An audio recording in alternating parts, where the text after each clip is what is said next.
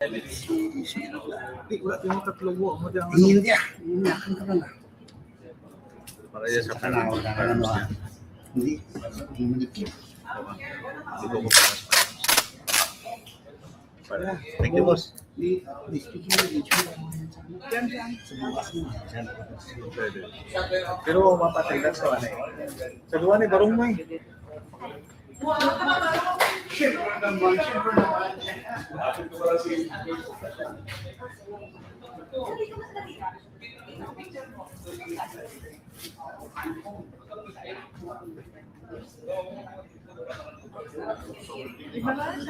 Grabe ito.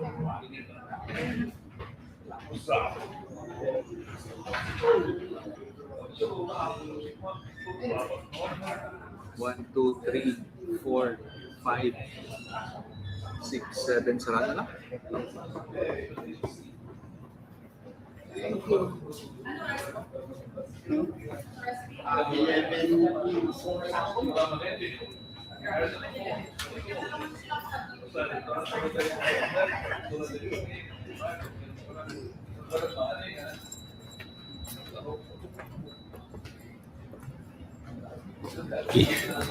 Si Tala ko eh.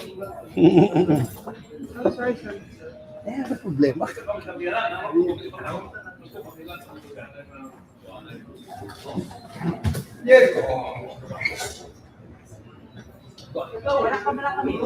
Ano po nakita ka lang? Ano po, Obi man? For their business, general. Ano?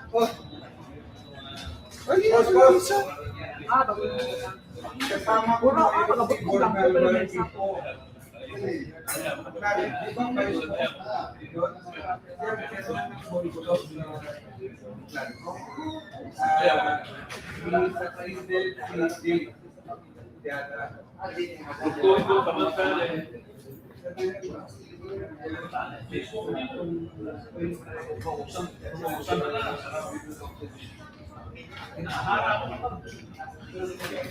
Live. Kulang isa pa. 3, 6, 7. Mabigas ka pa. Ay, sir, si speaker sa lang, sir, nagbibigis pa. Sa office niya.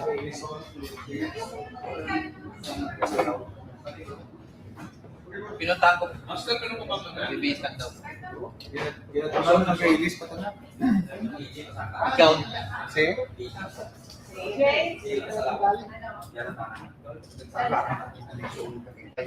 Sa baba.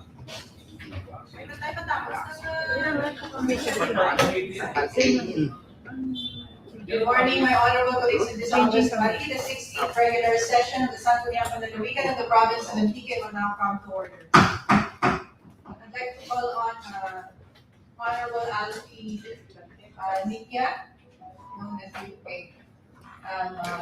Honorable Dante Marie to lead the opening prayer, and please remain standing for our national admin and provincial.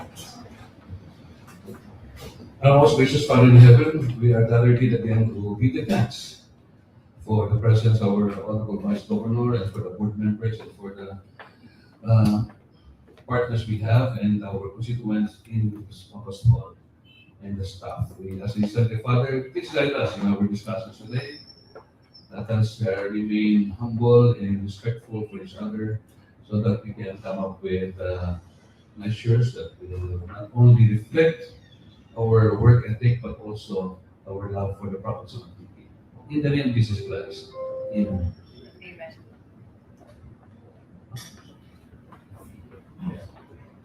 Ang pambansang awit ng Pilipinas. Hayang magiging sa sinamahan, parang nagpupuso sa lingkoy buhay. Upang hinirang tulad ng mahigit sa pagtutubig, kita masisihan sa nagtatagtulong sa sinuyang sa langit ang pagkaong ay nakatuwa sa pagkay minamahal. Sa pagkawal ko'y patuloy na nagiginig, ang tinuloy na tarap na kailan makalimagiginig. Lumalang araw ng walhati pagsikat, buhay lang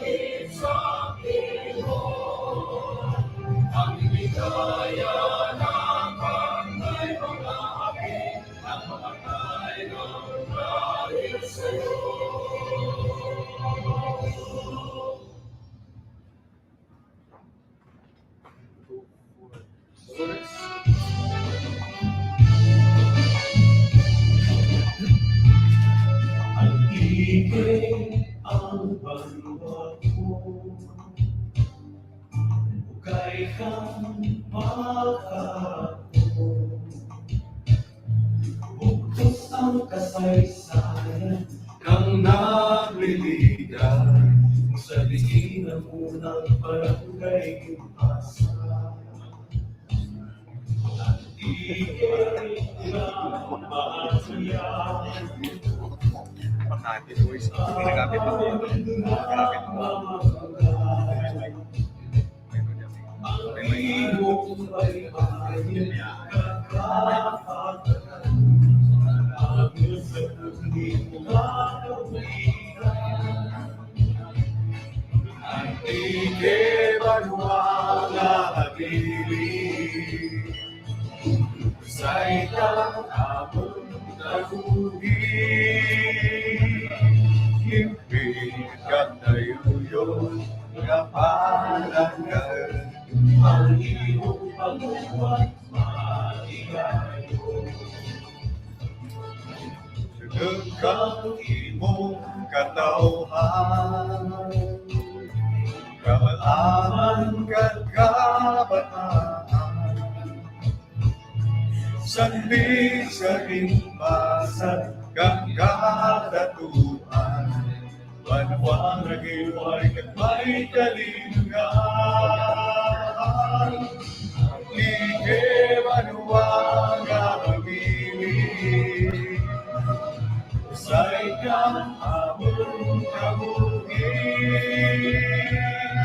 Impit kag tayuyon nga palanggaan ang imo pagbuhat maligayo.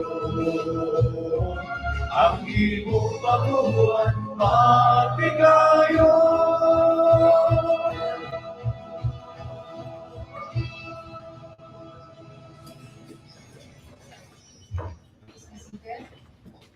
Secretary of State, call the roll.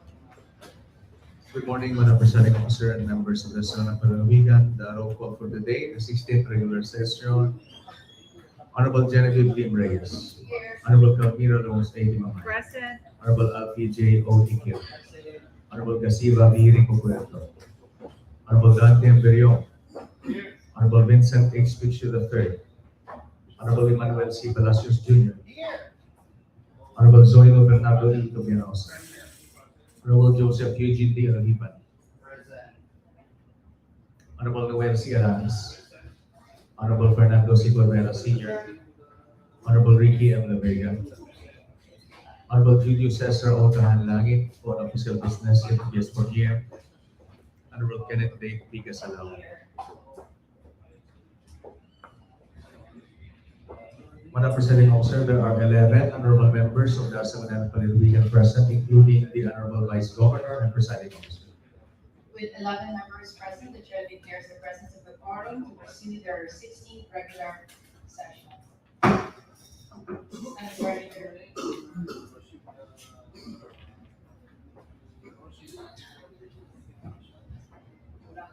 Thank you very much, Madam Presiding Chair. As your assistant floor leader, allow me to proceed with the other parts of this order of business. Number 6 is the reading and consideration of the minutes of the 15th regular session dated April 20, 2026. The Presiding Chair, I am moving that we dispense the reading of the minutes of our 15th regular session. Second, and duly seconded by Member Alipan. Any objection? Hearing none, motion is approved. Thank you very much to the Presiding Chair. Are there questions as for minutes of 15th regular session? Madam Chair, I see no objection to the minutes of our 15th regular session. And as such, I am moving for its approval. Any second, and duly seconded by Member Alipan and Member Palacios for the approval of our previous minutes on the 5th regular session dated April 20, 2026. Any objection? Hearing none. Thank you very much, Mr. President Chair.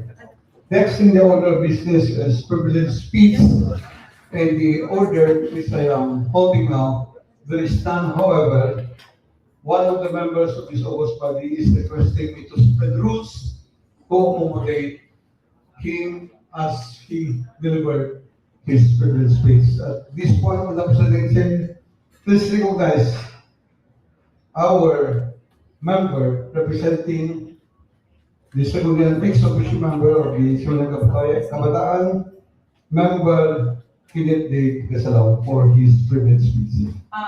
Assistant Floor Leader moved to suspend the rules, any second?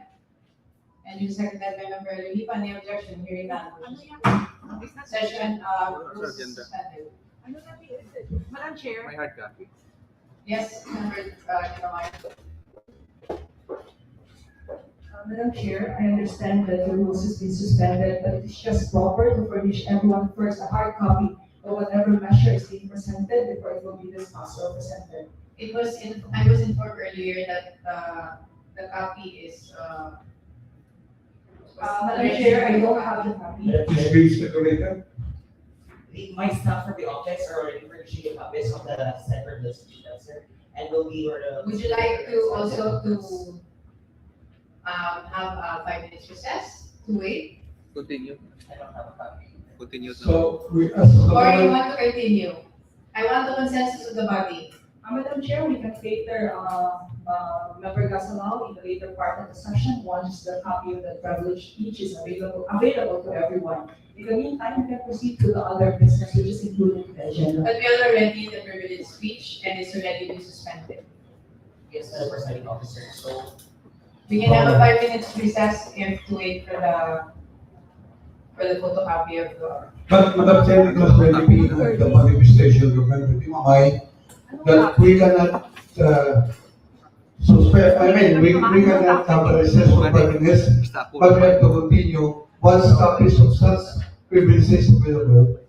So to save time, because 5 minutes is quite a long time, let's allow Member Gasalaw to proceed with his privilege speech to the President. Now? If it's someone about with the body, Madam Chair, then I will proceed with my privilege speech. If you really want a copy of, we can wait, we can have a 5 minutes recess. Yes, but if you want her to continue, then let's just proceed, then copy to follow. Yes, the presiding officer. Depending on the majority, if they would allow me to proceed with my privilege speech without the copy, given that the copies of my privilege speech will be furnished to them as of the, because as of the moment, my staff are still printing the copies of such privilege speech from the presiding officer. Can we have a 5 minutes recess, 5 minutes recess?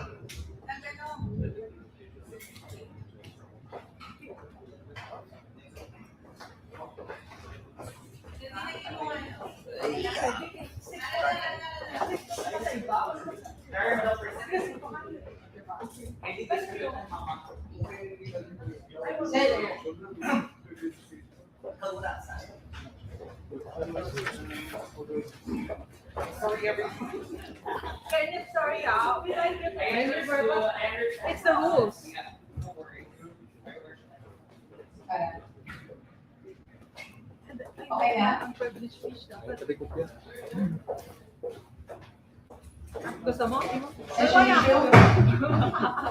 Here acknowledge, SK. Salamat. You may proceed, please. Thank you so much, Madam Presiding Officer. Thank you so much, Madam Floor Leader. And thank you so much as well for the indulgence of the members of this August body. So, thank you so much. So, for the information of everyone, this is for the purpose of raising awareness, especially with regards to the arising number in the suicidal cases in our province. So, allow me to proceed with this privileged speech. It titles, "The Silence That Screams and Masking the Hidden Crisis of the Mind." Distinguished members of this august body, legislative personnel, guests, and our friends from the fourth estate, a pleasant morning. I rise today not only to legislate, but to listen. For beneath the quiet rhythms of our province, there are echoes, unheard and spoken and often unnoticed. These are the silent struggles of our people, especially our youth who carry burdens too heavy for their years and too invisible for our systems to detect easily. And yet, these burdens are real. They are growing and they demand our attention. Just this Saturday, I am deeply troubled and saddened to hear that a 19-year-old member of Katipunan ng Kabataan in my own barangay took his own life. It is not just a mere tragic incident. It is a life full of promise that has been cut short, and a painful reminder that silent struggles exist even within our closest community. And so, we are confronted with the profound questions. How many silent battles must be fought before we act decisively? How many young lives must dim before we recognize that mental health is not a secondary concern, but a fundamental pillar of human dignity and development? Anti-Kenyans, the time is now to confront a quiet crisis that lingers beneath the surface of our communities. Mental health is no longer a peripheral concern. It is the defining issue of our time, shaping the well-being, productivity, and future of our people. Depression, anxiety, and trauma may be physically unseen, but behind every statistic is a human story. It has a face. It is a young people struggling in silence, a family navigating unseen burdens, a community carrying wounds that words often fail to capture. As a legislator of this province, we are not mere observers of this crisis. We are its stewards of response. The Mental Health Act of the Philippines affirms that mental health is a basic right, and national frameworks have already been laid to guide policy and intervention. But laws, no matter how well crafted, remain lifeless without local action, without us. We must move beyond awareness into institutionalized support, strengthening school-based mental health programs, expanding access to counseling and psychosocial services in our municipalities, training barangay and youth leaders to recognize and respond to mental health concerns, and most importantly, fostering a culture where seeking help is not seen as weakness, but as courage. Because the truth is, mental health is not just a health issue, it is an educational issue, it is a social issue, an economic issue, and ultimately, a governance issue. To our Sangguniang officials in the entire province, we are the forefront of our youth, the champions of their welfare. Most of the victims of this arising problem are within the age range of our sector. Let us advocate for mental well-being of our youth. To our parents, make it a habit to engage in meaningful conversations with your children. Building a strong and trusting relationship creates a safe space where they feel comfortable expressing their thoughts, emotions, and vulnerability. We may not always be aware of what they are going through, but open communication helps bridge the gap. To someone who is experiencing mental health problems, if things feel heavy right now, you don't have to carry it all by yourself. What you're feeling matters, and it is okay not to be okay. Take it one small step at a time, and don't hesitate to reach out to someone you trust. There are people who carry and want to listen. You're not alone in this. And you who are hearing this, Be the person who listens without rushing, who shows up without judgment, and who stays even when the conversation gets difficult. Sometimes the most powerful thing you can offer is your presence, a steady reminder that they are seen, heard, and not alone. Your empathy can be the bridge between silence and healing. The crisis is real. The time is now, and the responsibility is ours together. Thank you. Thank you. Are you available for the members to take their place? Yes, Madam Presiding Officer. Any members have any questions? If not, Member Rivera is recognized.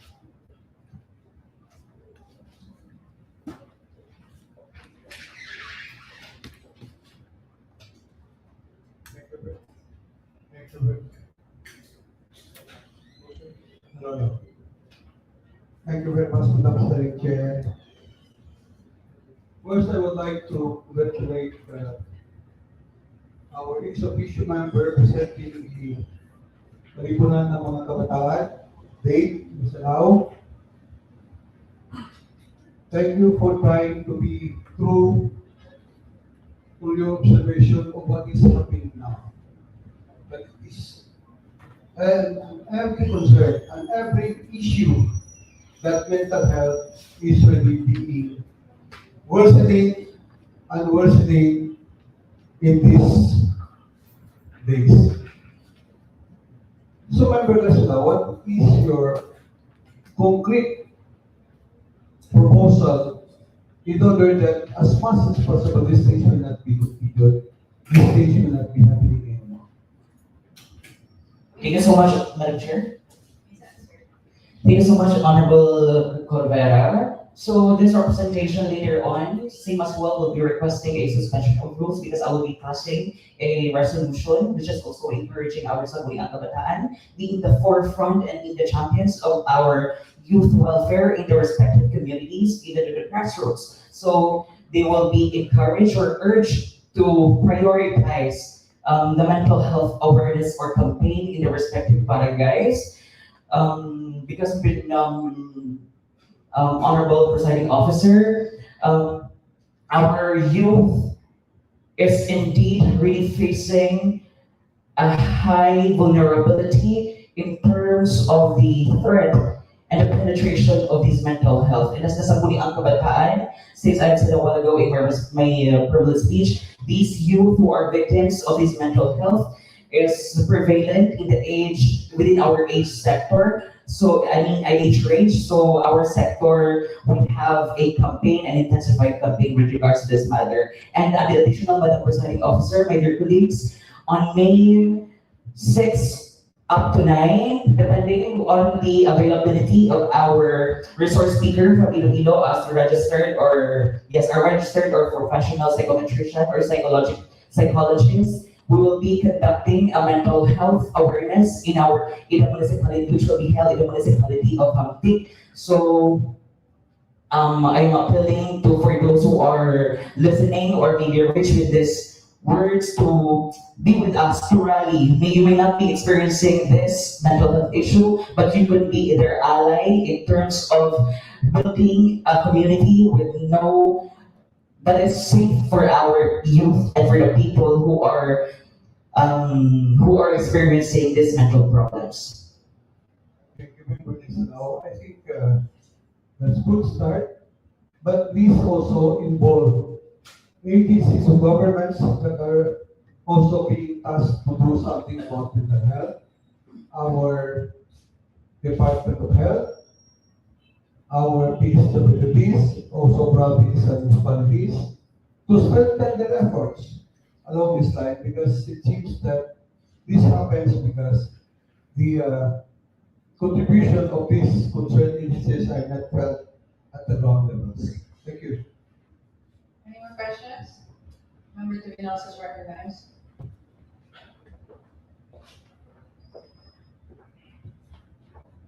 Thank you, Madam Chair. And we would like to thank also our SKA Federation, Mr. President, and to congratulate him and also to thank him for this privileged speech. We know that mental health is really a multifaceted problem. But may I ask if our honorable member Kasalaw, what do you think is the primary cause of this mental health problem among the youth? If you have any idea, specific happenings to the life of this specific individual that has ended his or her life. Thank you so much, Madam Chair. Thank you so much, Honorable Tobianosa. So, it is indeed prevalent as well that our youth are already exposed on social media. So, it is in time that, and it is somehow easy for them to get penetrated with a lot of issues concerning their welfare. So, on my dear colleagues, one of these problems that might trigger the mental health issues of our youth is first family problem. Madam Presiding Officer, my dear colleagues, provided with this, try to picture out the life of a child carrying the burden of their schools, carrying the struggles and the pressure of their peers, having no family to support in this problem that they are facing is somehow a great challenge for them, especially ang mismong pamilya, they could not rely with regards to the support that they want. Because if I'm going to cite one of the reasons why this certain person who committed to suicide is that hambal kapamilya na kay busy ang family, hindi na rin masustentuhan, hindi na rin matawad kang tiyempo. So if these sa tao mismo are experiencing this kind of problem, if ang mismo mga pamilya who is not there to be a lending ears para pamatian ang struggles, then medyan nag-uumpisa sa balay ang ginatawag natin nga problema. Kaya talaga ay, if we establish already the relationship of our parents, from parents to our children, nga relasyon natin, ang mga kabataan natin, ang ating mga children, would have this comfortability and openness ang mga ginikanan to voice out ang ating mga vulnerabilities, ang ating mga problems. So I guess, ang nag-upasagi dyan, nag-group din ang problema na dyan, is mismo sa antabalay. Because kaya ating nga panimalay, we have to be the prime mover in terms of establishing the good pillars sa ating kabataan, establishing the values and the discipline and the strength that we have to inculcate sa ating mga kabataan, sa ating tagsa-tagsa kapanimalay. Thank you so much. The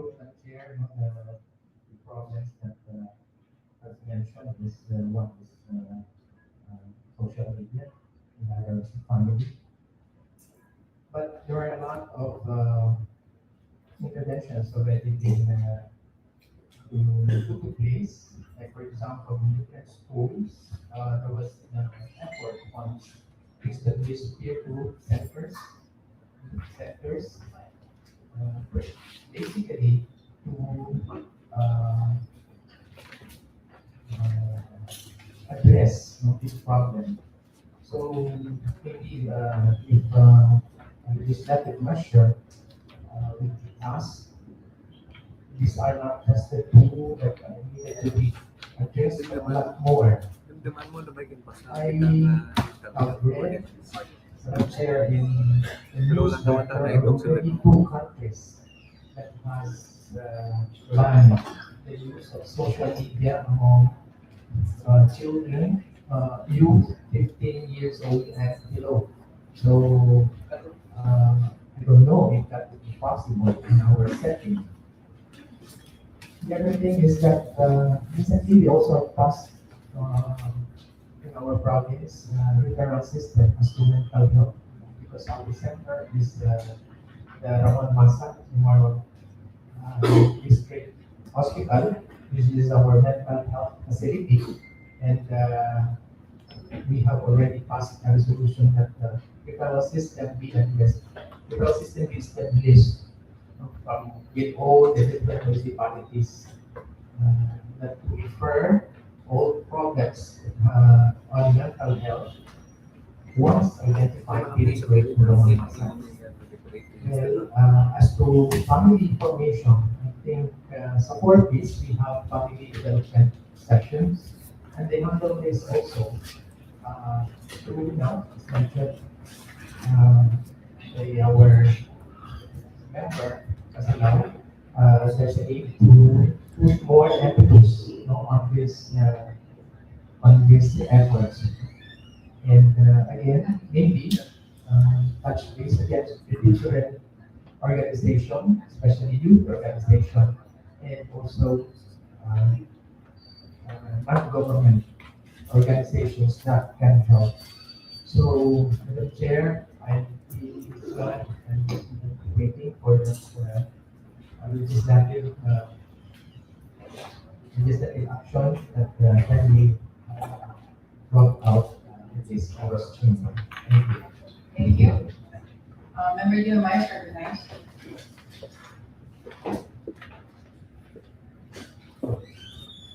Thank you, Madam Chair. Good morning again to everyone. I would like to, of course, register my support to Member Casalao because aside from Antique, I think it is Tibiao with the highest number of these cases. This is not a question, but rather a suggestion on how we can proceed to address this. First is that may I request Member Casalao to first conduct an inventory of the available services in the province of Antique in relation to this. Because the province of Antique, particularly Sangguniang Panlalawigan, already passed an ordinance regarding this measure. And through that, we have hired actually 2 psychiatrists, which was assigned or currently assigned in Ramon Masa, as earlier mentioned by Dr. Punyanosa. We also need to conduct inventory. What are PSWDO doing? What is PHO doing? And the Department of Education. So that if we conduct inventory, we know where we can come in and how we can consolidate these services. And second, not only from, I think, if I can recall, the population office can also extend. They are already also their funding. So as of this time, if I'm not mistaken, the province of Antique appropriated funding assistance to the youth, the amount of 1 million. That's a start.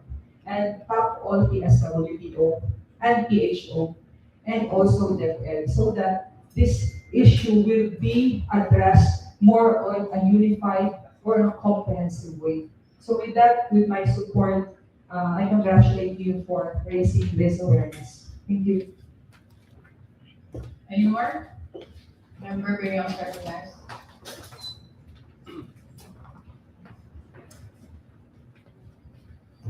Thank you, Madam Chair. Well, I heard and have read the entirety of Member Casalao's privilege speech, and would like to suggest it's a concrete action.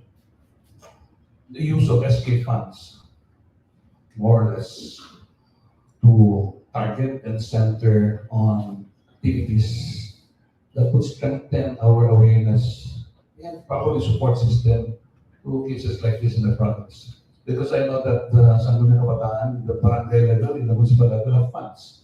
Probably once a year or even twice a year, you can conduct activities that would really focus on this. And because other interventions are already in place, That it has interventions. The health sector has interventions. I think the media people who are here today, our friends in the Fourth Estate, also have their own initiative interventions so that mental health will be addressed properly. So, Madam Chair, just a thought that I have because I know a lot of, I have experiences in the past of friends and members of family who have experienced this, except that this one ultimately is an experience or is a situation of death in the family. So, Madam Chair, that is my concrete suggestion to the sector of the youth. I think the Sangguniang Kabataan will do well in making sure that funds can be appropriated and PPAs can be promulgated or formulated to respond to this issue, Madam Chair. Thank you, Madam Chair. Thank you. Any more? If none, may we hear the motion of Honorable Gasalao? Thank you so much, Madam Presiding Officer. Thank you so much for the indulgence, Madam, our members of this office body. So I therefore move that this privileged speech be adopted. And I so move, Madam Presiding Officer. To be included in our minutes. And to be included in our minutes, Madam Presiding Officer. And I so move. Any second? And duly seconded by Member Corbera and Member Alavipan and Member Alavis. No objection, hearing none, motion is approved. And your resolution.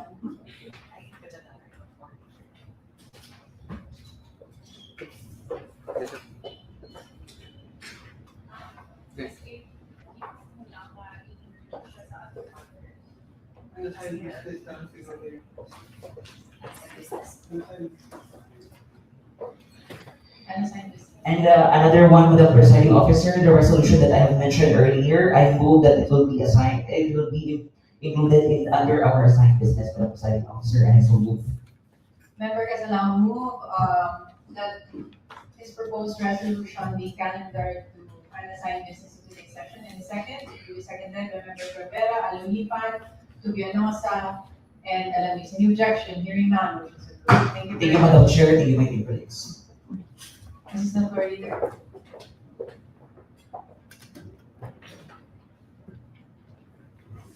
Thank you very much, Madam. Thank you very much, Madam Secretary Chair, and likewise, thank you, Member Casalao, for that very important privilege speech you have.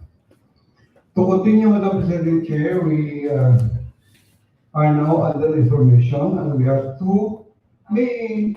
Will you please direct our secretary Assistant to? Floor Leader, can you lift the suspension of the Ay, rules? sorry, ma'am. I am now moving for the lifting of the suspension of our rules, Madam Secretary. Assistant Floor Leader, move to lift the suspension of the rules. Any second? And you second by Member Casalang and Member Alavipan. Any objection? Hearing none, motion is approved. Thank you very much, Madam Secretary Chair, and for our next order of business is in oral informations, and we have two. Madam Secretary, please direct our secretary to read the information that is part of the order of business. Before I direct the Secretariat, I would like to acknowledge the presence of our provincial awardee. They're here now in the plenary. Mr. Mabasa from Bugaso. Congratulations. And also our 2025 Young Farmers Challenge, Mr. John Lloyd Duhali from Barangay Duyok, Pandan. Congratulations. Mr. Antonio Sedano from Barangay Sulito, Vias Premier. Miss Eden May Policar, Barangay Lisok, Alini. And Miss Fayan Gavilang Buso from Barangay Poblacion 3, Hamtik. And also Ma'am Noraline Setias, our supervising agriculturist. Ma'am, welcome to the plenary.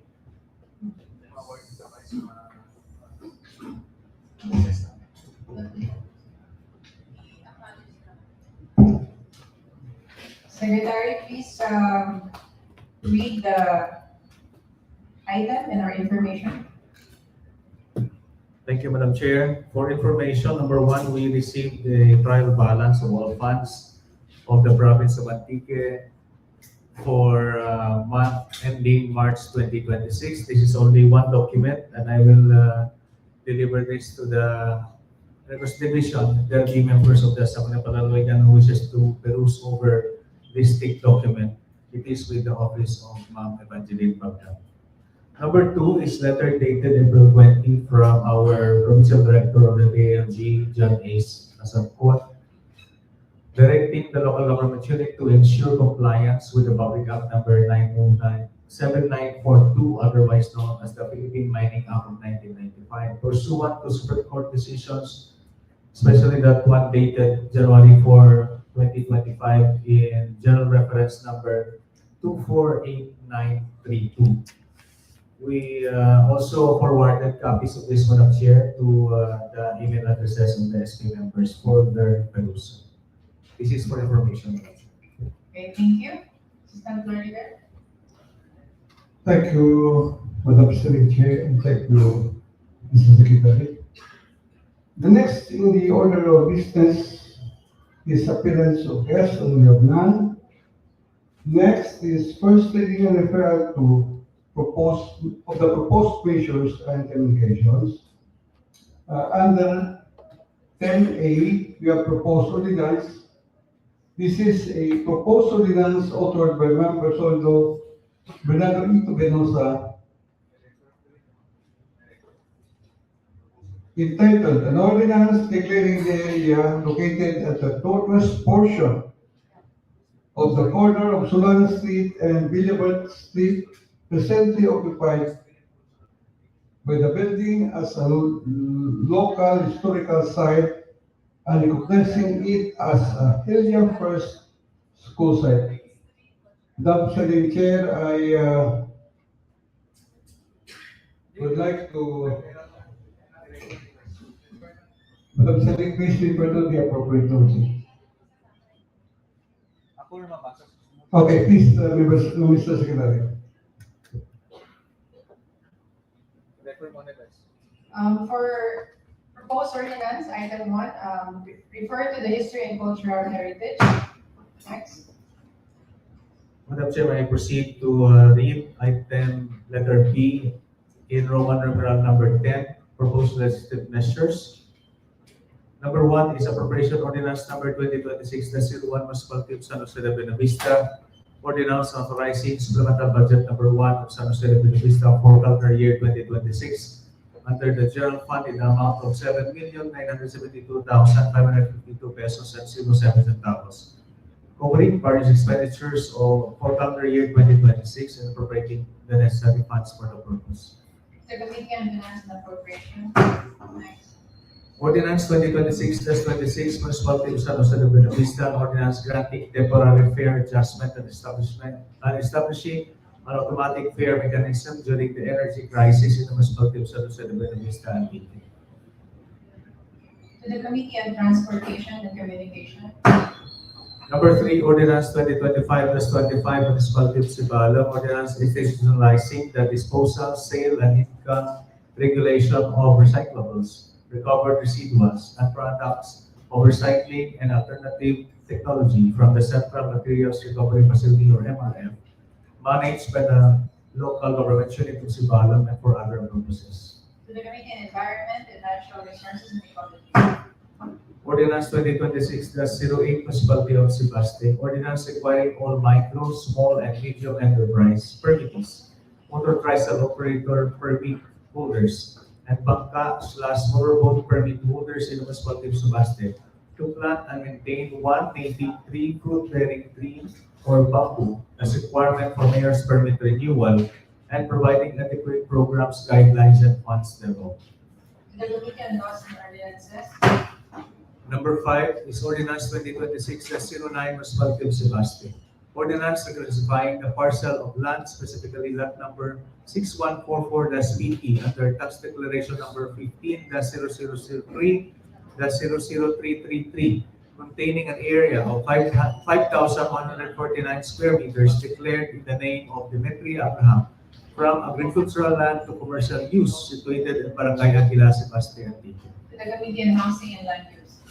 Those are all the referrals, Madam Chair. Before we proceed to our committee report, I would like to acknowledge the presence of SQ Roberto. Thank you, Madam Chair. Assistant Floor Leader.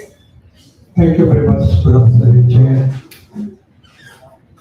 Next in the order of business are committee reports. And we have several committee reports outlined for today. The first report is from the Committee on NGOs and Cooperatives, to be followed by Committee on Agriculture and Agrarian Reform.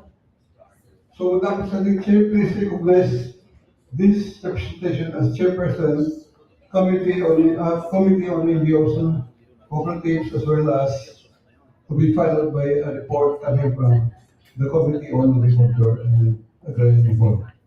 You may proceed. You're recognized. Thank you very much, Madam President Chair. Committee Report number 174, that's 2026, under the Committee on NGOs and Cooperatives. The subject of which is request for SP accreditation of Mr. Belio Q. Sanchez, ATC BOD Chairman for Antique Transport Cooperative. This was referred to the Committee on NGOs and Cooperatives on April 23 during the 15th regular session of this Panlalawigan. Findings recommendation, Section 108 of the Local Government Code of 1991 and the LD Memorandum Circular 2025-060 grants the powers to the local Sangguniang to accredit non-government organizations subject to such as may be provided by laws. According to the Local Government Code and the LGC, those are allowed to be partners to the provincial government in the implementation of the program and projects for the development of the province of Antique. The application of Mr. Belio Q.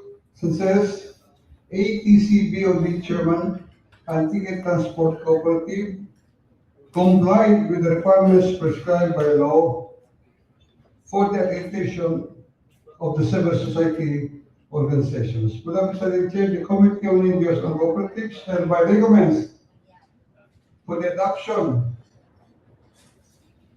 of this committee report and likewise approves the accreditation of Antique Transport Cooperative as part of our civil society organization. And in behalf of the committee, this representation as chair, Member Ricapato as vice chair, members Picture Dimamay, and Gasalaw members. Any questions, clarifications? If not, the chairman of the committee moved to adopt committee report number 174-2026. Any objection? Hearing none, motion is approved. Thank you again, Madam President And Chair. also the chairman of the committee moved to adopt, move for the approval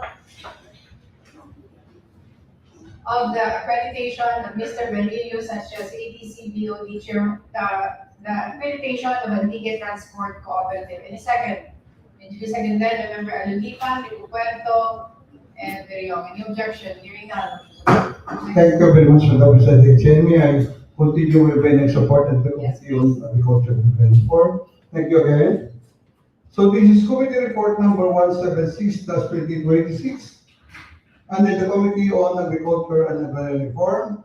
The subject of which is the letter dated April 6, 2026 from Arnold A. Balangao, Provincial Agricultural and Fishery Council Chairperson, submitting resolution number 8, series of 2026, entitled A Resolution Enacting the Provincial Local Government Unit, PLGU, to pass an ordinance promoting the display and sale of local agricultural produce in market outlets and commercial establishments. This was referred to the Committee on Agriculture and Agrarian Reform on April 20, 2026 during the 15th regular session of this Panlalawigan. Findings, recommendation. After thoroughly Reviewing and verifying the proposed measure, the committee has formulated the proposed ordinance and recommends its elevation to second reading in the next regular session. And further, the committee recommends that this proposed ordinance be presented to this august body in the next regular session for consideration. And in behalf of the Committee on Agriculture and Rural Reform, this representation as chair, member De Vega, vice chair, members Di Mamaito, Venosa, and Rigoberto as members with the presiding chair. Is there any questions, clarifications? If none, the chairman of the committee move to adopt committee report number 176-2026. Any objections? Hearing none, motion is approved. The chairman of the committee move for a proposed ordinance to be calendared to second reading in our next regular session. Am I correct? Yes, presiding chair. Any second? And duly seconded by member Alulipan. Any objections? Hearing none, motion is approved. Thank you, Madam Presiding Chair. And next to render his report is under the Committee on Laws and Ordinances. Madam Presiding Chair, please recognize Member Likia for the report. Member, yes, recognized, you may proceed. Thank you, Mr. Majority Floor Leader. Thank you, Madam Presiding Officer. For the Committee on Laws and Ordinances, Committee Report number 113-2026 for the subject, Ordinance number 2026-03 of the Municipality of Panlalawigan entitled An Ordinance Institutionalizing a Legislative Tracking and Feedback Mechanism for the Sangguniang Bayan of the Municipality of Panlalawigan Province of Antique. This was referred to the Committee on Laws and Ordinances on March 16, 2026 during the 10th regular session. For the findings and recommendations, Madam Presiding Officer, after a careful review and deliberation of the proposed ordinance and after referral to the Provincial Legal Office, the committee hereby adopts the legal opinion issued by the said office attached herein. For reference, the committee hereby cites its conclusion and recommendations to quote, the proposed ordinance number 2026-03 of the Municipality of Panlalawigan establishing the legislative tracking and feedback mechanism is consistent with constitutional right to information and the policy of full public disclosure.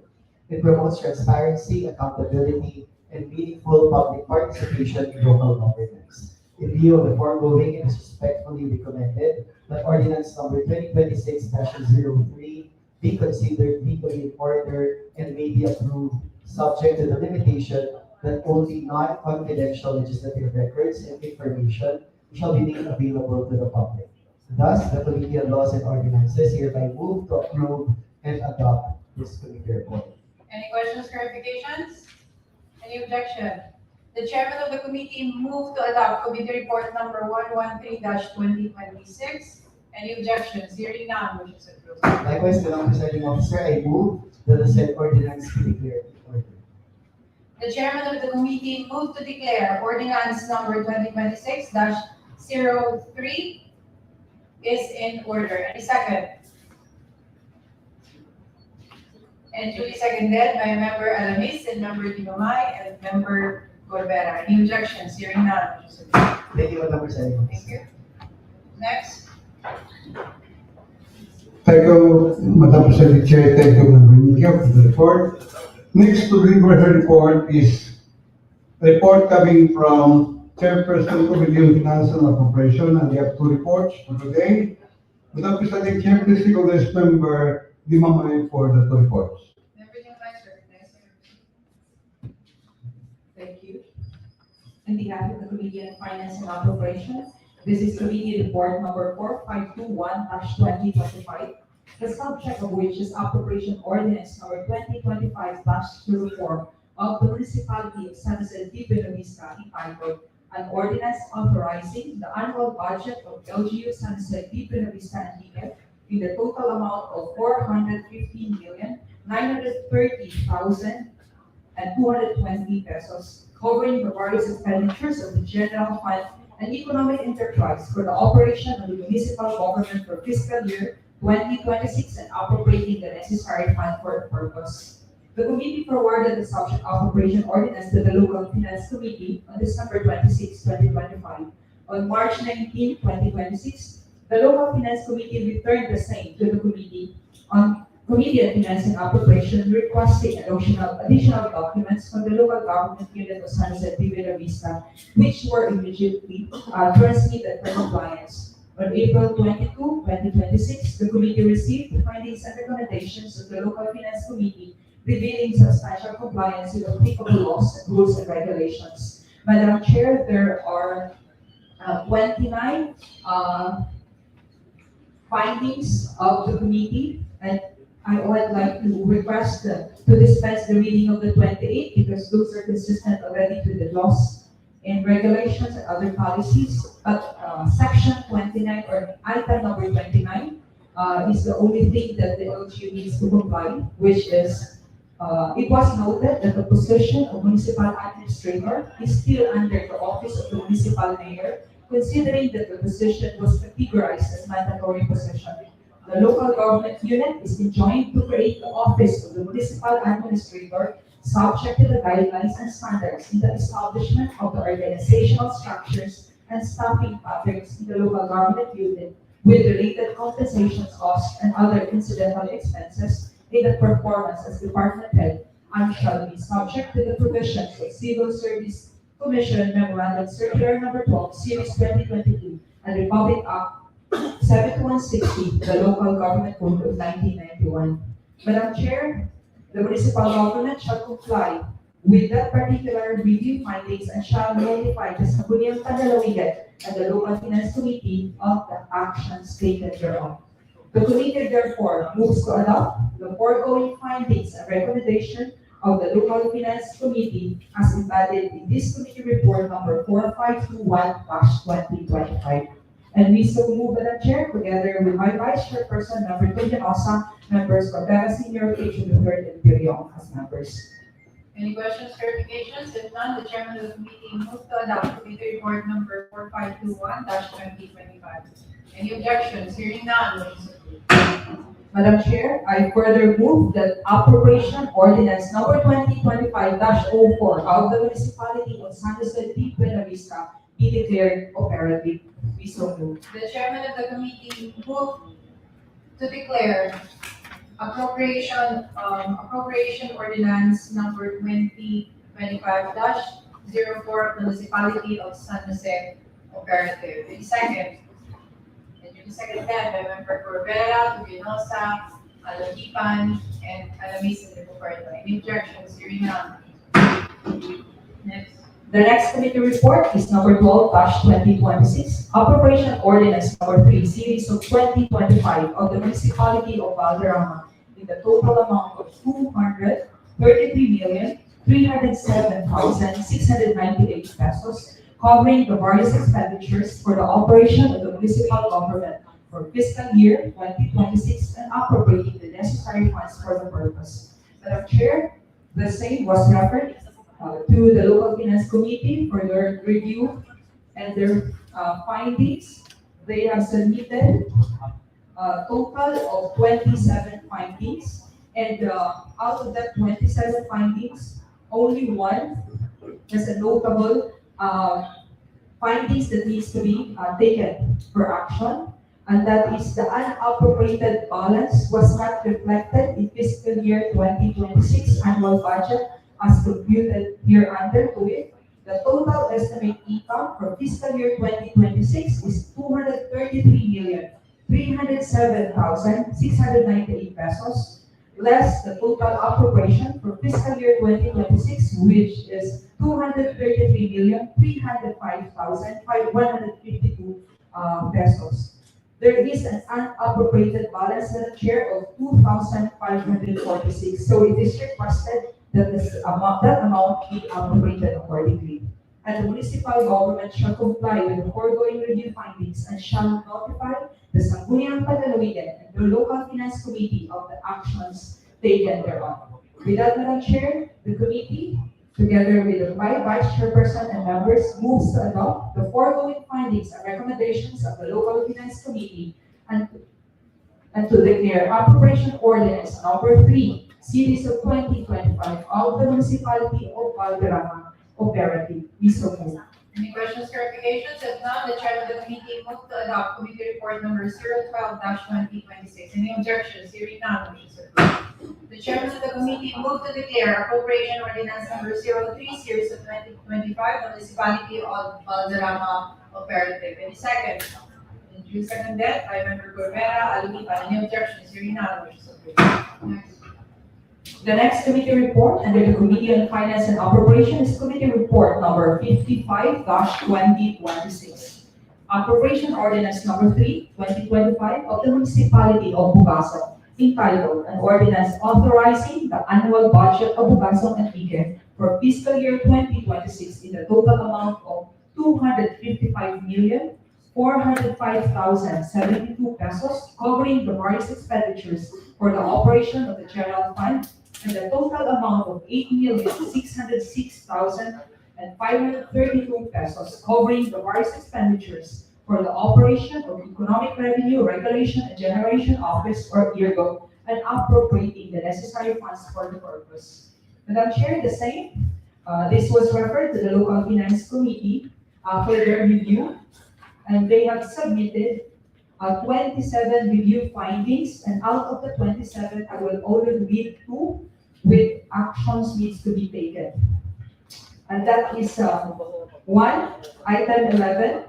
It was noted that monthly cash subsidy for solo parent as allowed under RA number 8972 and amended by RA number 11861 was not provided in the annual budget. 21, it was noted that discretionary expenses, 2% of the basic real property tax in the next preceding year, as authorized in Section 325 of the Local Government Code, was not provided in the annual budget. Madam Chair, we request the municipal government that they shall comply with the foregoing review findings and shall notify the Sangguniang Panlalawigan and the Local Finance Committee of the actions taken thereon. With that, Madam Chair, the committee therefore moves to adopt the foregoing findings and recommendations of the Local Finance Committee and to declare Appropriation Ordinance number 3-2025 of the Municipality of Bugasong operative. Any questions, clarifications? The chairman of the committee move to adopt committee report number 055-2026. Any objections? Hearing none, motion is approved. The chairman of the committee move to declare appropriation ordinance 03-2025 of the municipality of Bugasong operative. In second, can you second that by member Alumipa and Corvera? Any objections? Hearing none, motion is approved. Let's proceed. I think Assistant Lord Leader, let's proceed to Committee on Ways and Means up to Committee on Environmental Natural Resources and Ecology. Yes, I think that's what I'm going to say, that the chairperson should continue to do her report. Please. You may proceed. Madam Chair, under the Committee on Ways and Means, in behalf of the committee, together with the members, the Vice Chairperson, Member Dante Berriong, and the members, Fernando Corvera Sr., Vincent H. Picture III, and Member Bob Llanosa. These are the committee reports. Number 1 is committee report number 145-2026, the subject of which is ordinance number 165 series of 2026 of the municipality of San Remedios, entitled an ordinance approving the recalibration of rental fees for San Rafael Evacuation Center. Madam Chair, the committee report is respectfully submitted following the review of the subject ordinance of the municipality of San Remedios. For the legal and procedural basis, it was in number 4 of the committee report. The requirement is further enforced by Article 276 and 277 of the implementing rules and regulations, which outline the following process. There must be a notice, a written notice of public hearing must be published in the local newspaper of local circulation.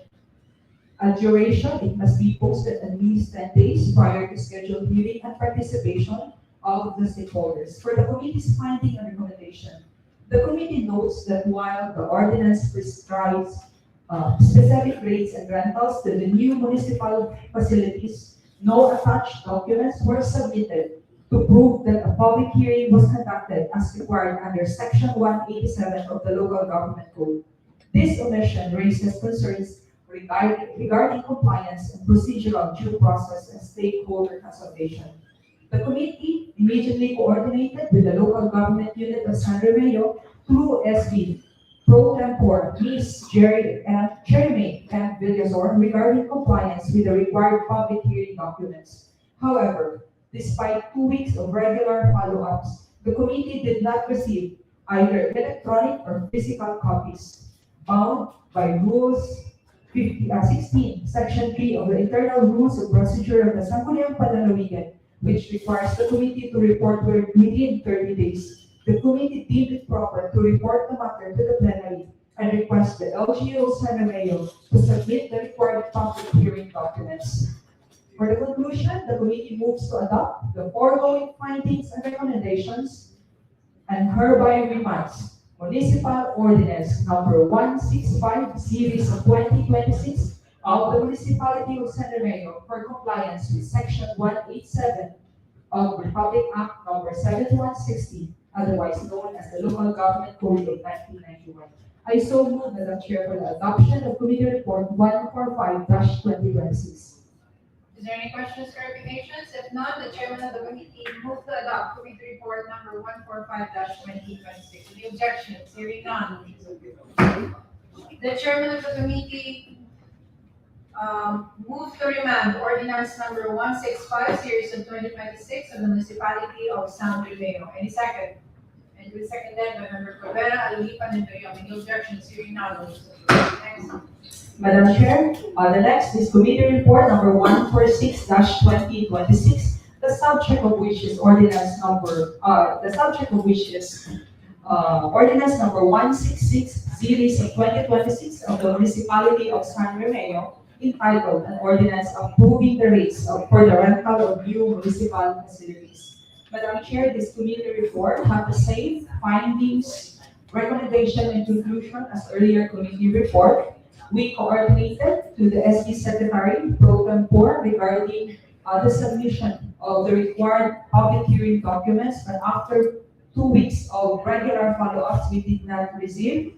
So with that, Madam Chair, we request that or in compliance with Rule 16, Section 3 of the RIT of the SP, we move that this or municipal ordinance be remanded back to its origin for compliance. With that, Madam Chair, I move for the approval of committee report number 146-2026. Is there any questions, clarifications?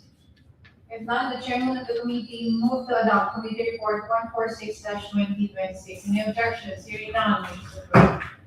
The chairman of the committee move to remand ordinance number 166 series of 2026 of the municipality of San Romeo. Any second? And you second that, Member Cordera and Alipan. Any objections? Hearing none. Motion is approved. Next. The next committee report is committee report number 177-2026. The subject of which is letter dated April 14, 2026 from Governor Paulo Everardo Esevir, requesting the August body to pass an ordinance prescribing rates for the use of the Universal Testing Machine or UTM for steel products, specifically the testing of tensile strip of reinforcing steel bars under the management of the provincial government of Antique. For the legal and procedural basis, the request of the governor is compliant with Section 16 of RA 7160, as well as Section 153 of the same code, which authorizes the provincial government to fix reasonable fees and charges for the use of local government facilities. In Section 187, it requires that before the enactment of tax ordinances or revenue measures, public hearings must be conducted to ensure transparency and stakeholder participation. Rule 5, Section 468 of the Implementing Rules and Regulations of the Local Government Code mandates that the Sangguniang Panlalawigan to review and act upon measures prescribing rates and charges to ensure compliance with applicable laws and proper documentation. For the findings, the committee finds that the request is consistent with provincial government's mandate to regulate and manage the use of government-owned equipment and facilities. The establishment of rates for the use of the UTM is necessary to ensure proper maintenance, sustainability, and accountability in its operation. Third, the committee has prepared the attached draft document ordinance prescribing rates for the use of the UTM subject to compliance with the requirement of a public hearing under Section 187 of the Local Government Code. For its recommendation, in view of the foregoing, the committee respectfully recommends the adoption of the attached draft ordinance prescribing rates for the use of universal testing machine for steel products, specifically for the testing of tensile strip of reinforcing steel bars under the management of provincial government of the committee. The committee further recommends that the measure be calendared for plenary deliberation under second reading and public hearing to ensure compliance with applicable laws and participatory governance. For this conclusion, the committee moves to adopt this committee report and further moves to schedule the attached draft ordinance for second reading on May 4, 2026 during the 17th regular session of the Sangguniang Panlalawigan. Please so move, Madam Chair. Is there any questions, clarifications? If not, the chairman of the committee move to adopt committee report number 177-2026. Any objections? Hearing none, motion is approved. The chairman of the committee move to schedule the draft ordinance for second reading on May 4, 2026. Any second? And to be seconded by Member Corvera, Alunipan, and to Reynosa. Any objections? Hearing none, motion is approved. The next committee report, Madam Chair, is under the Committee on Environment and Natural Resources and on Ecology. The subject of which are Committee Report number 175-2026, letter dated April 7, 2026 from Governor Paulo Everardo Escudero, requesting to correct the name of Ramon de los Santos to Romeo de los Santos in the Memorandum of Agreement for the establishment of the fruit tree plantation project between the Municipal Environment and Natural Resources Officer, Menro Oberbaza, and the President of the Camp Ufre Farmers Association, or CEFA. Madam Chair, the committee, upon review of the subject letter request of the Governor, finds that the Sangguniang Panlalawigan of Antique, through resolution number 307-2025, open close parenthesis 1, reviewed and authorized the execution of a memorandum of agreement between the provincial government of Antique and its partner organization for the establishment of the fruit tree plantation within the Integrated Social Forestry or ISF area of Barangay Cachao, Barbasa, Antique. For the findings, the committee finds that the request pertains solely to the correction of a clerical error in the name of one of the signatories to the MOA. The correction from Ramon de los Santos to Romeo de los Santos is necessary to ensure the accuracy of the document and to avoid future legal or administrative complications. The committee notes that the correction does not alter the substantive provision of the MOA, nor does it affect the validity of the agreement's objectives and commitments. For the recommendation, in view of the foregoing, the committee respectfully recommends the approval of the request to correct the name of Ramon de los Santos to Romeo de los Santos in the Memorandum of Agreement for fruit tree plantation project between the Menro of Barbaza and the President of Camp Ufre Farmers Association, or CEFA.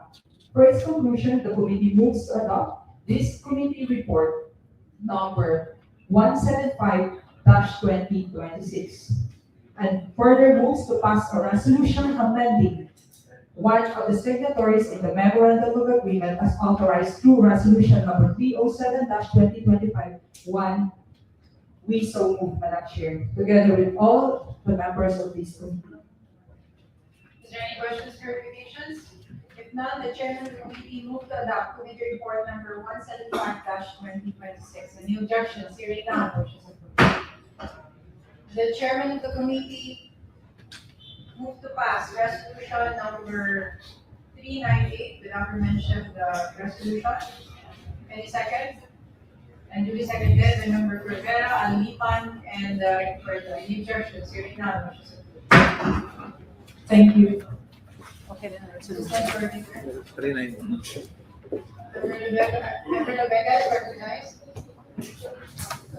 May short of Good morning, Madam Chair. Sort of a point of order, because on the observation of this presentation, to the way we conduct review on the municipal ordinances, because as I have noticed, there are several ordinances coming from municipal government to which it was reminded back to the municipal government for the reason that it fails to submit or to attach the copy of the minutes to the conduct of the public hearing.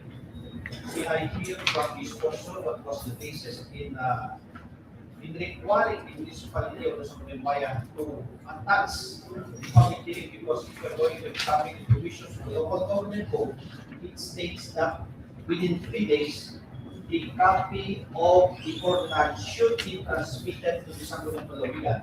And it does not specify that the provisions of the ordinance should attach the minutes of the public hearing. May I ask the treasurer in that particular regard, what was the basis in remanding back the ordinance for the reason that it fails to attach the minutes of the public hearing? Thank you. Member Dinaway, recognized. Madam Chair, in the review of the Sangguniang Panlalawigan, first is we review that is the ordinance compliant with the legality. First, we review it in the local government code and other national policies. Second, we review that those ordinances submitted by the municipalities for review comply with all the procedural legislative process. And when we are talking about revenue measures and tax ordinances, it is clearly stated in the local government code in section 187, publication of tax ordinances and revenue measures, which is no revenue measure shall be enacted without prior public hearing conducted for that purpose. It was even further strengthened or reinforced by Article 276 and 277 of the implementing rules and regulations, which outline the following process. Notice. The local government unit shall give notice to all stakeholders and sectors concerned that there is a public hearing to be scheduled to discuss this following matter. And second is duration. In that particular section, it is actually provided that at least 10 days prior to the scheduled hearing, it must be posted. And there is also stated the participation that in that particular time wherein all stakeholders are invited, it's up to them to attend. So when they submit, it is actually mandatory that they submit to us the attached copy of that communication, notice, and the minutes of the public hearing, as well as the attendance for us to review. Is this particular legislative process has been observed? In the case of San Remeo, Madam Chair, my office follow up with the SB Secretary from the past 2 weeks to submit the attached documents, and they asked for extension because they have some, I think, internal issue in the Sangguniang Bayan of San Remeo. And I informed them that without those requirements attached, the committee cannot proceed, and to make sure that this particular procedural legislative measure has been complied to, Madam Chair. With that, the basis of remanding back those two municipal ordinances under the review of the Committee on Ways and Means. Thank you, Madam Chair. The citation that was made by the honorable sponsor refers to procedural matters, which is incumbent on the part of the Sangguniang Bayan. Now, the question is, are we allowed in the conduct of review to review the procedural requirement, or are we just confined to the substantive review of the ordinances? Because what the law contemplates, if we're going to read the provisions of the code, it only suggests on the substantive review, but we are not allowed to go beyond the procedural aspect, which is on the part of the Sangguniang Bayan. In other words, if we are going to extend on the procedural aspects, we are going beyond the confines of the powers of Sangguniang Panlalawigan in the process of review. For I know that the process of review should only be confined to the substantive process, and that is the legality or the illegality of the substance of the ordinance. But nowhere it will be interpreted that it could go in the process of the procedural process in the passage of a particular ordinance. That is just a manifestation of the chair, because I, as the president of the Philippine Council League, are so much directly affected by this because we are representing the municipal government of the Sangguniang. Thank you, Madam Chair. Madam Chair? Yes, yes. Okay. Madam Chair, I think I will still stand that it is the obligation of the Sangguniang Panlalawigan to make sure that all the procedural requirements of the law has been complied by the Sangguniang Bayan in the conduct of passing tax measures. Because in the case of San Jose and Maasin, they have a public, there is a Supreme Court decision wherein they did not comply with the requirement of law of the 10 days notice. This is very critical in the case of tax and revenue measures.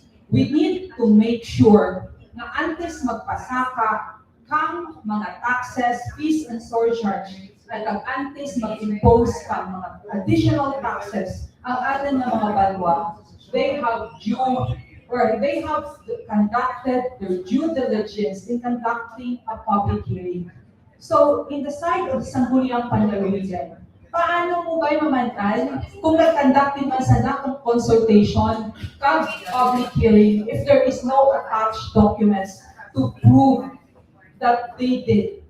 So that's the basis of the committee to make sure that for our review, they need to attach the notice, the attendance, and the public hearing minutes.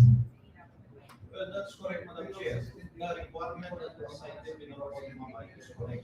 Reflected in the rules and local government code. But this appears to be a gray area. On what extent Sangguniang Panlalawigan is, what is the scope of the review power of the Sangguniang Panlalawigan? Does it extend to the procedural process that is incumbent on the part of the Sangguniang Bayan? Because I think we should have to take conservative in this particular matter. We should be cautious, and we should enter into a safe zone where one probably that also expert in this particular regard. And whether the Sangguniang Panlalawigan could go beyond and extend itself on the procedural process, because if you are going to read the provision of the law, it only speaks of the provision of the ordinance, and it does not contemplate the procedural process, but the same should also be submitted to the Madam Chair. Madam Chair. You have to seek a legal opinion of the Yes. Madam Chair. Write a letter to the DA inquiring for that. Madam Chair. Yes, Actually, in the previous committee reports of the Committee on Ways and Means, we sat down together with Attorney Torrencia to establish. And actually, it happened when we reviewed the revenue code of the municipalities of Sipaste. And it was affirmed by the provincial legal office that we have to make sure that all legal and procedural requirements of the law has been complied with. This is a special case because these are revenue and tax measures of the municipality. So with that, Madam Chair, the committee stands firm that for the case of measures imposing taxes and other fees and charges and other revenue measures, the Sangguniang Bayan needs to attach copies of the attendance, public hearing, and other related documents to make sure na antes manukot ang mga kabanwahanan or magpataas ng mga taxes, charges, and fees, they consult their constituent first. Thank you. Member Feriang, start the time.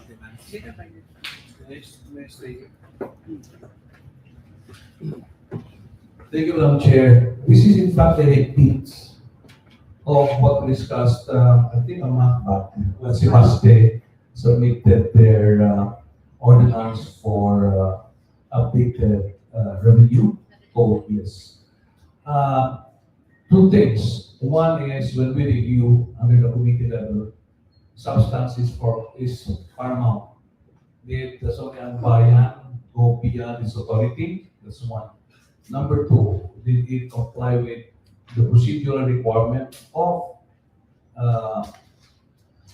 updating its revenue code? Because in my experience, in our experience as a Revista, there was a revenue code submitted to the Sangguniang Panlalawigan, and the Sangguniang Panlalawigan, upon review, approved it and returned it, of course, for implementation by the San Jose Revista LGU.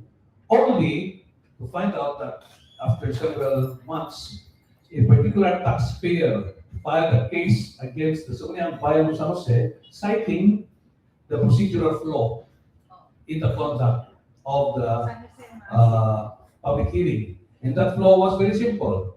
It has to be 10 days of notice prior to the actual holding of the public hearing. Meaning to say, it has to be dated in the signature attached by the recipient taxpayer, that he received such and such 10 days before the actual holding of the public hearing. So that in the attendance, Madam Chair, in the received copy of the notices, it will be reflected there the time and date, in fact, of the receipt of the notice of public hearing. But the problem with San Jose was, they received the notice, but short of 10 days. Meaning to say 9, 7 days. And then they conducted the public hearing, and the public hearing was favorable to the updating of the revenue code. But that particular case was cited by the complainant and forwarded as a case in the regional trial court. And the regional trial court decided in favor of the complainant. Therefore, the revenue code of San Jose Revista was not applied because of that. So, Madam Chair, I think the committee level, in the committee level of Sangguniang Panlalawigan, it always has to contend with two things. Insofar as revenue codes are concerned only, all other ordinances, no problem.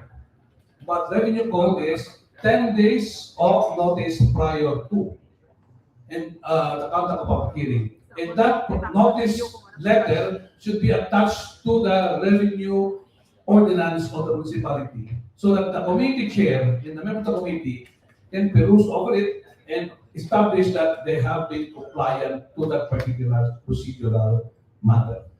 Otherwise, by the way, Madam Chair, we are not disapproving the ordinance here. It was just a remanding so that they can comply with the requirement of law. I think that is incumbent upon us. So, Madam Chair, I understand the sentiments of Member Rebecca insofar as the substantive review of the ordinance concerned. But it will be good for us also if also review the procedural requirements for revenue measures only, Madam Chair. Thank you, Madam Chair.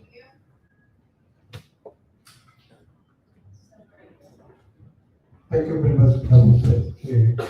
We have two remaining reports. Committee reports and then committee on trade governance and industry. There are two. And the chairperson of this committee will also continue reporting under the committee on games and amusement. Tapos the chairman, before we acknowledge member Alamis, please recognize our regular floor leader, member Picture.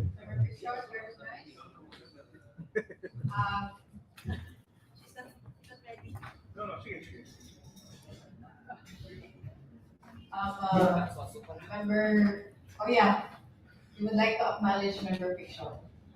And let's proceed. Member Alamis is recognized. We proceed to your committee report. Thank you, Madam Chair. Good morning to everyone. I will render my committee report. Committee report number 069, Committee on Trade, Commerce and Industry. This committee composed by this representation as chairperson, vice chairperson, Honorable Rivera, members, Honorable Vinosa, Honorable Nikia, and Honorable Villanova. Subject, ordinance number 028/2025 of Municipality of Sibalom, entitled an ordinance establishing and implementing a digital ticketing system for market vendors in municipality of Sibalon, province of Antique, and providing guidelines for its operation and management. Referred to the Committee of Trade, Commerce and Industry on February 9, 2026, during the 60th regular session of Sangguniang Panlalawigan.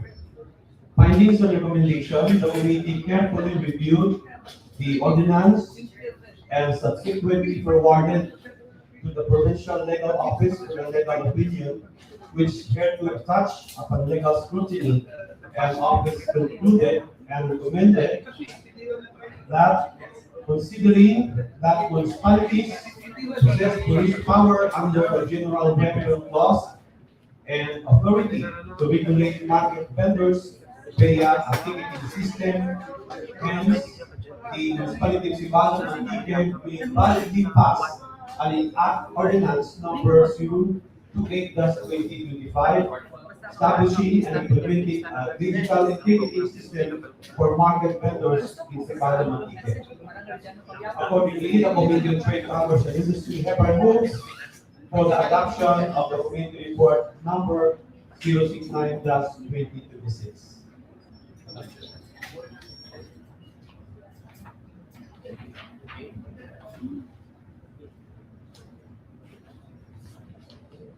The committee moves to adopt the committee report, Madam Chair.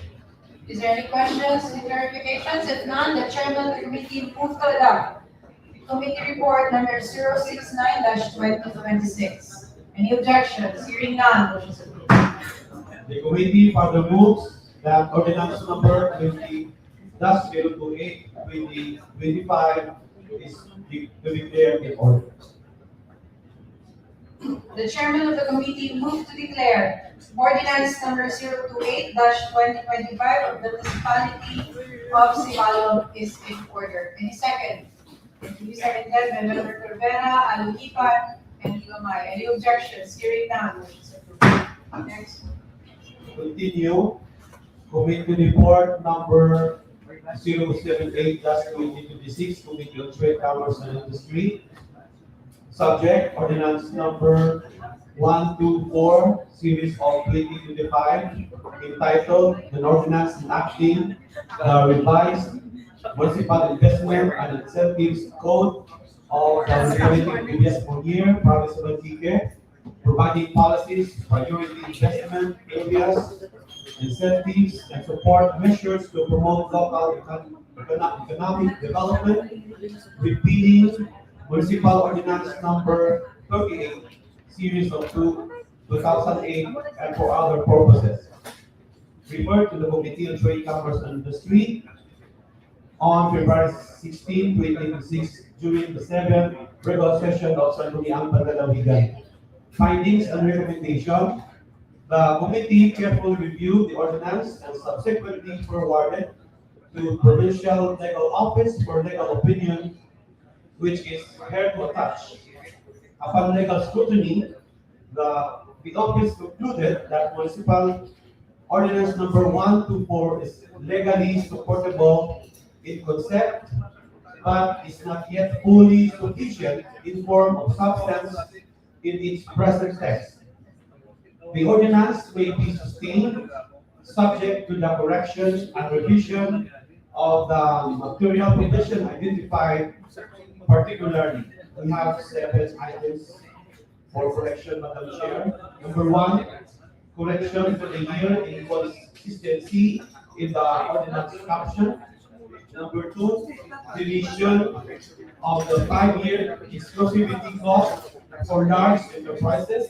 Number 3, limitation of the usufruct clause to patrimonial property as a requirement of separate authority. Number 4, harmonization of permit processing period of Republic Act number 11032. Number 5, refinement of sanction clause.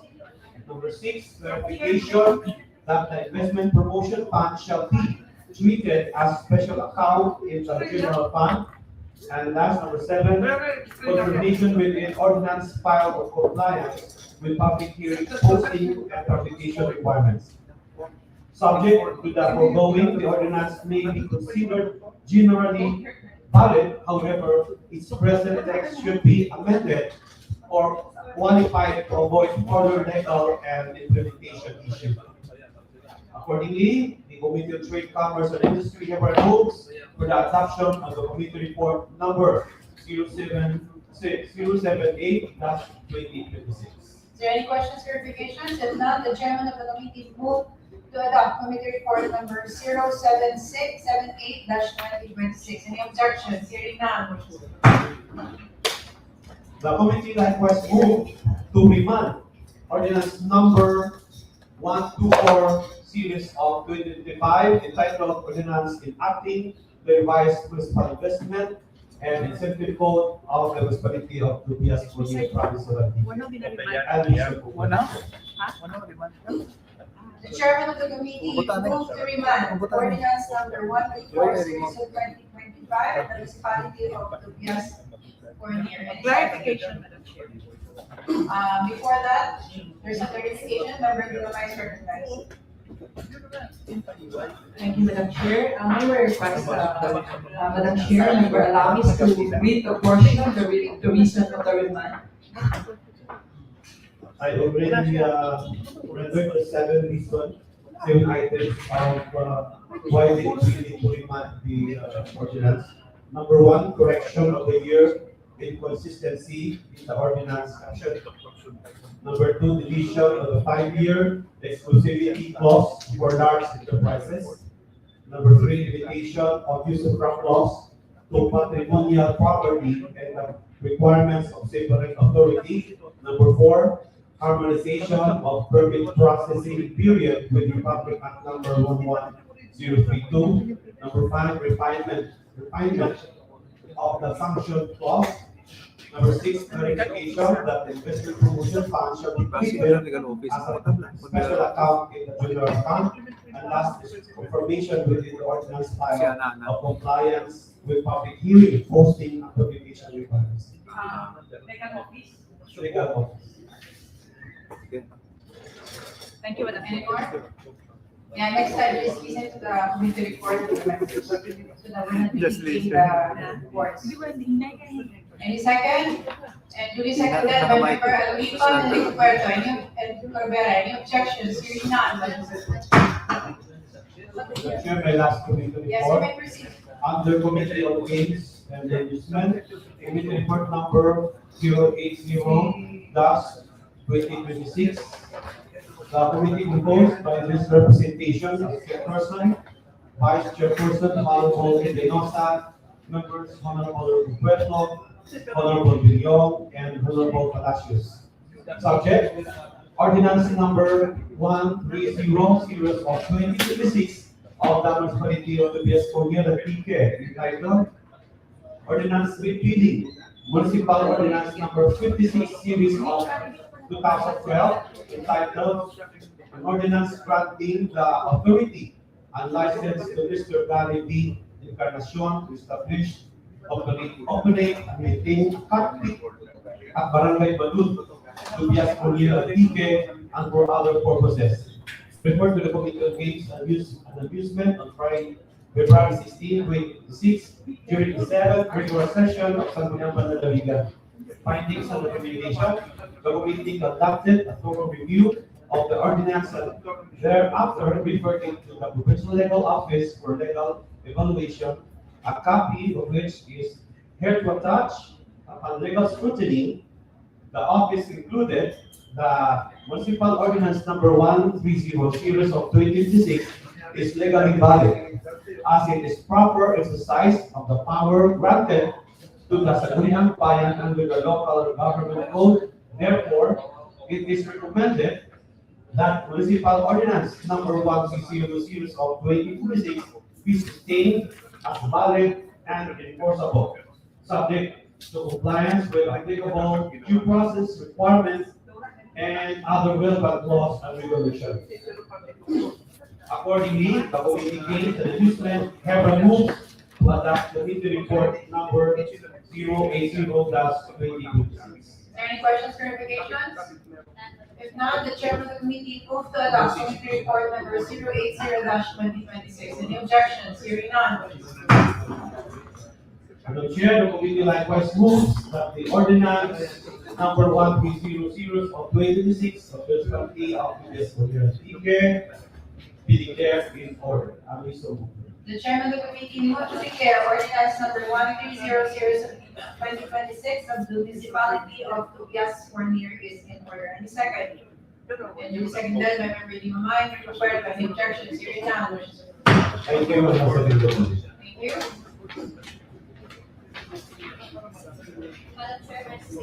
Member, Rigoberto is recognized. What's your what's the pleasure of member Rigoberto?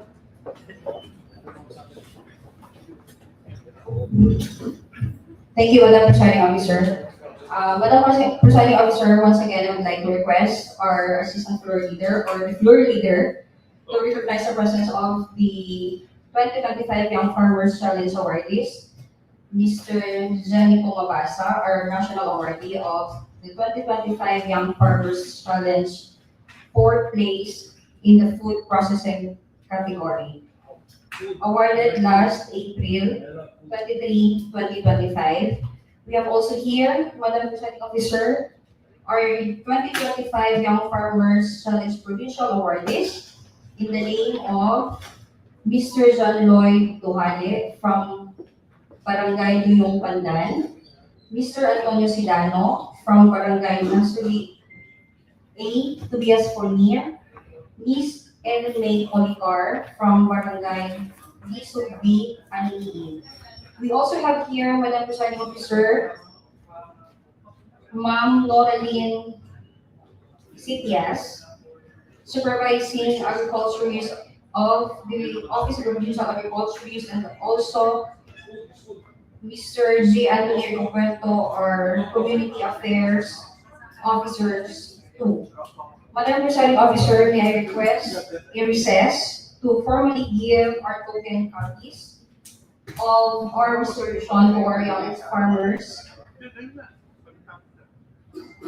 and our provincial awardees of 2025 Young Farmers Challenge. Madam Presiding Officer. Can we have 5 minutes recess? Thank you, Madam Presiding Officer.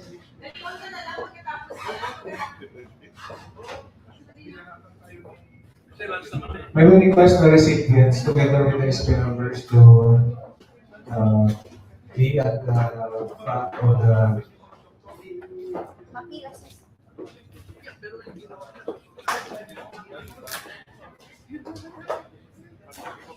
We are to award resolution number 18-2026, a resolution commending Jeneco Mabasa of the municipality of Bugaso, Antique for emerging as the winner of the Department of Agriculture Western Visayas Young Farmers Challenge 2025, recommending the provincial awardees of the province of Antique for their outstanding contributions to agricultural innovation and enterprise development. This resolution was introduced by the Honorable Gasiba B. Puerto and was duly seconded by the members of the Panlalawigan. Signed by this representation as secretary and duly adopted and acted, signed by Vice Governor Genevieve Reyes.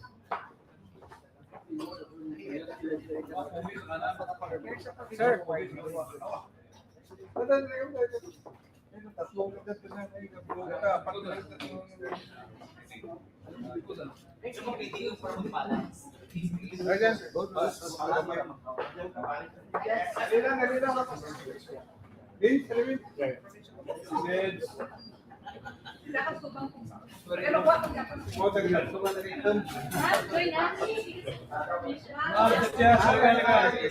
Also for the provincial awardees, resolution commending the Young Farmers Challenge Provincial Awardees of the province of Antique for their outstanding contribution to agricultural innovation and development. These are John Lloyd Duhale, Fayin Gavilamoso, Eden May Policar, and Antonio Sedano.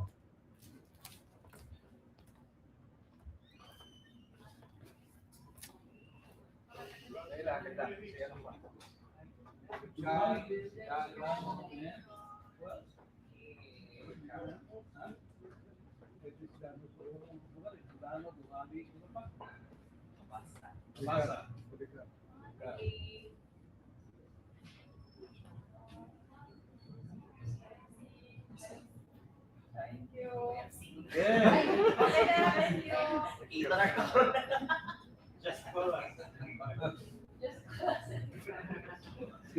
thank you. Congratulations to our awardees.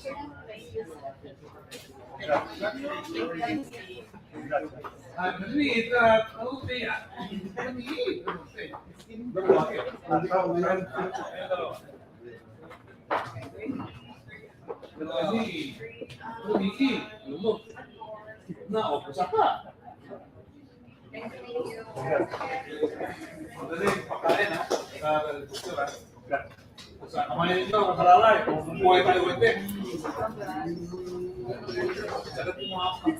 Galisap daw. Lisap B kon A. B. Duro pa rin tingko to. Lisap A, lisap B. Ba? Duro pa rin tingko to. Ano ba? Tiyo kami ba? Ang gagawin kailangan ko mag-spear fishing gabi. Duro pa rin tingko to lito. Muna pag pagpapatiyo ko ka istorya.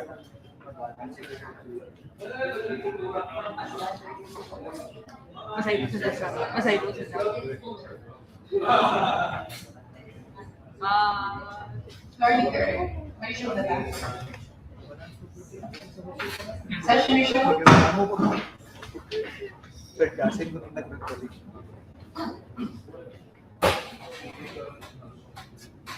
Nag-break pa siya. Nag-break. Nag-recess. Pero na-resume na. Unassigned business. Tuloy tayo. Unfinished business. Tuloy tayo. Yes.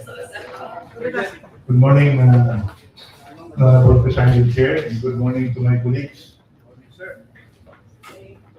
I'm sorry I came in late because I prepared the privilege speech only this morning in answer to the attacks on social media.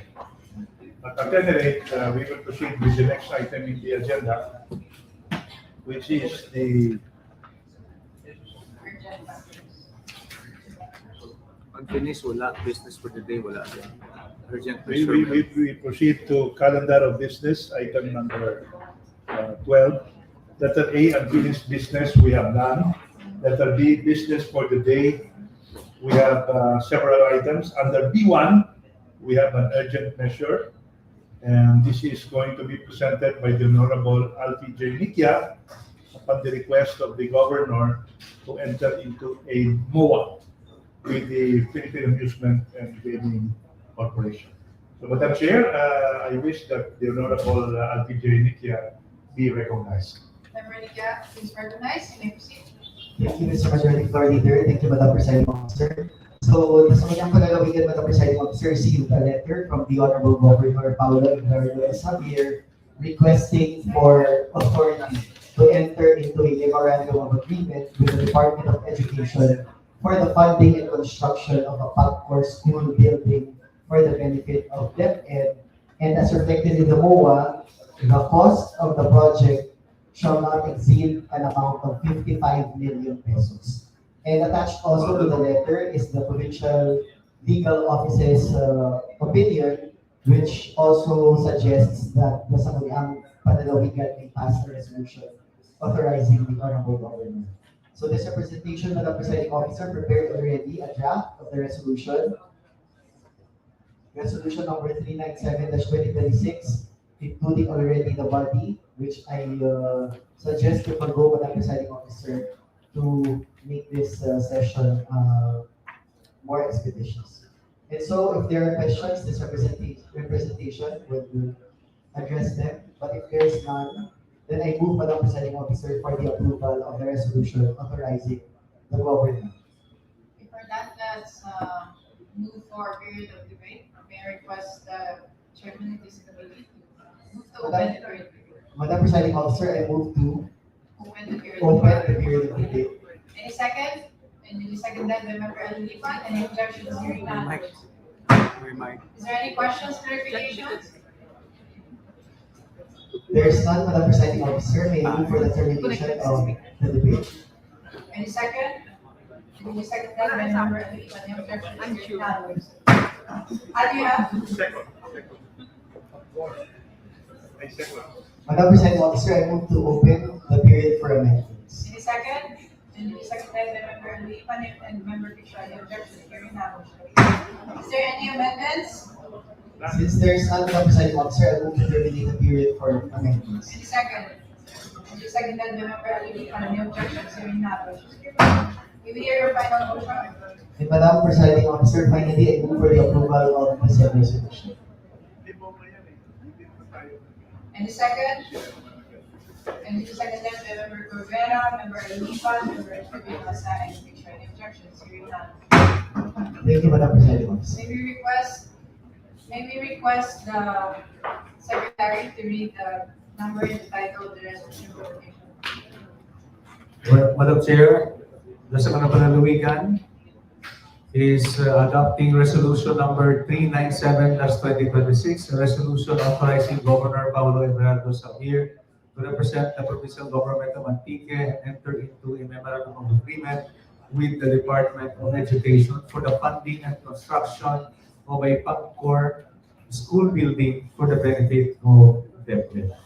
And the members of the Sangguniang Panlalawigan who approve resolution 397-2026 are honorable members Beryong, Nikia, Alamis, Pixio, Dimamay, Tubianosa, Rico Puerto, Aluhipan, Corvera, Casalao, La Vega, 2, 4, 6, 8. Madam Chair, there are 11 votes in favor of approving resolution 397-2026. However, the Honorable Palacios is outside of the session hall and did not participate in the votation, Madam Chair, with no objections. With 11 voting affirmative, 0 negative, 0 abstention, resolution number 397-2026 is hereby. Parliamentary agreement of chairs. Member Dimamay is recognized. Thank you, Madam Chair. This is a parliamentary inquiry, and I hope that our chairperson, Committee of Rules, can guide us. Madam Chair, I've noticed that in the approval of MOA, we are opening the period of amendment.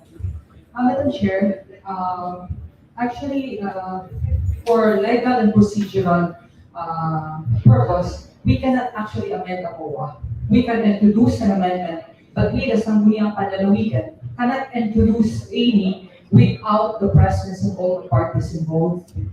So I think, Madam Chair, it is just proper that we no longer open the period of amendment in relation to all the MOAs, so that we can be consistent, that we are not actually part of the party.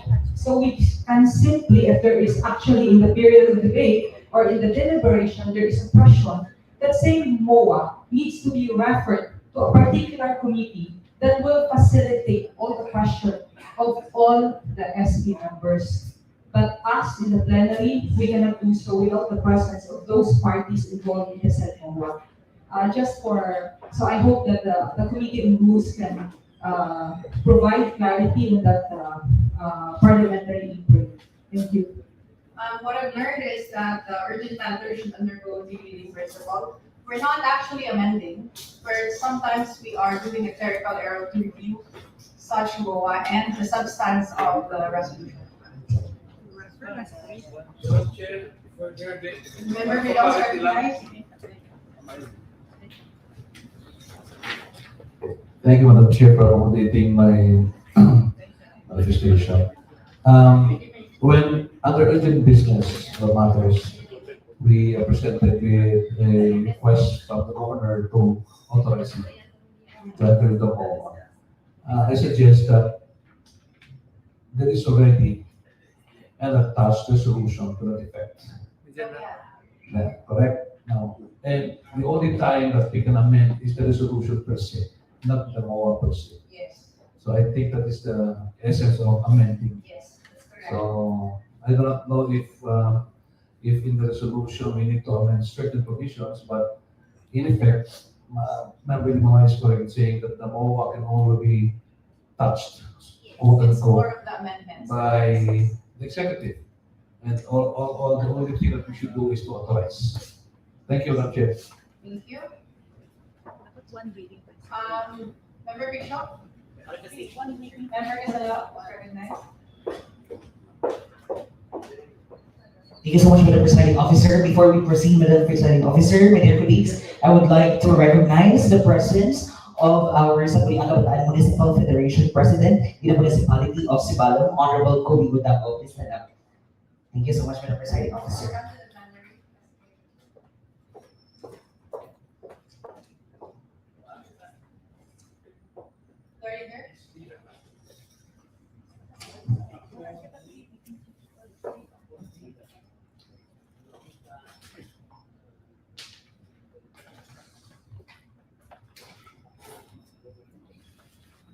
Thank you very much, Madam Presiding Chair.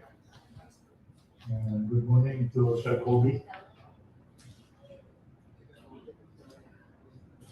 We now proceed to the next item in the agenda, which is also under business for today. B2, we have second reading, we have none. B3, measures for third and final reading, we also have none. Madam Chair, before we proceed to item B4, because this is a total of 18 special resolutions, may I request to suspend the rules to accommodate my earlier privilege speech, which I only drafted this morning. That's why I was late, because of a recent media post attacking the surgical mission that was done here in Antique last April 21 to 24. Member Pinoza is recognized. You're raising your hand.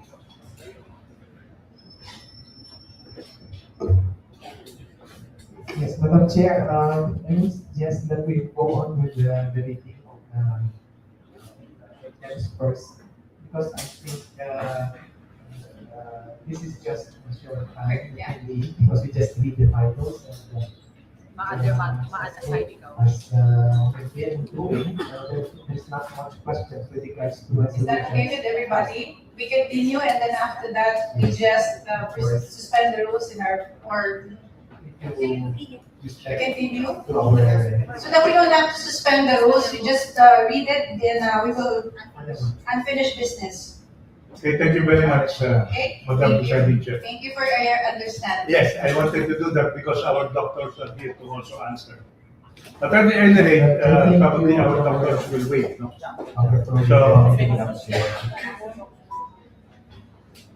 So let us now proceed, Madam Chair, to the 18 items under miscellaneous business. So at this juncture, may I request that the Honorable Fernando Cordera be recognized to present item number 1.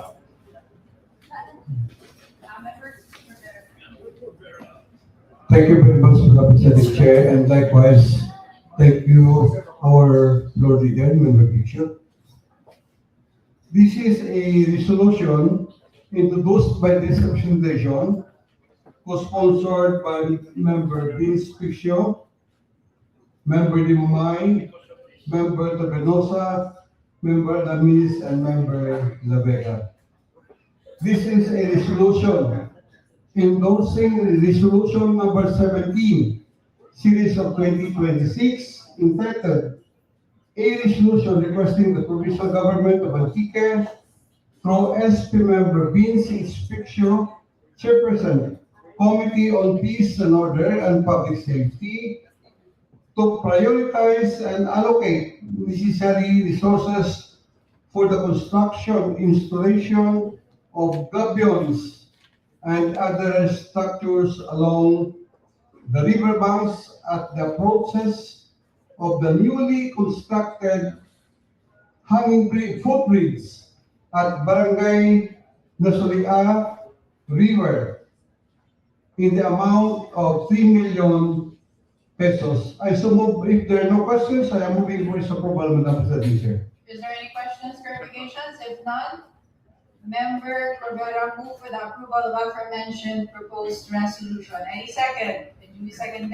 by Member Luhipan, Rico Puerto, Tubionosa, Piccho, and Dimamay, and De Vega. Objections? Hearing none, motion is approved. Thank you very much, Madam President, Chair, thank you, colleagues. Next, Member Mikia, is recognized. Thank you, Madam Presiding Officer. Madam Presiding Officer, this resolution is entitled, "A resolution respectfully requesting the Joint Committee on Oversight and the Committee on Justice to conduct an investigation in aid of legislation on the reported escape of a prisoner from the Antique Rehabilitation Center." Though it came to our knowledge, Madam Presiding Officer, that the escapee already surrendered. However, Madam Presiding Officer, the purpose of the investigation is to record possible lapses in security protocols, personal supervision, and facility management. It will depend, Madam Presiding Officer, on the conduct of the Joint Committee later on and what would be their recommendations, Madam Presiding Officer, with respect to preventing such incidents from happening in the future, Madam Presiding Officer. So if there are no more questions, Madam Presiding Officer, together with my co-sponsors, Honorable Panlalawigan and Honorable Sangguniang, this representation moves for the approval of this meeting. Is there any questions, clarifications? If none, Member Ligia move for the approval of aforementioned proposed resolution. Any second?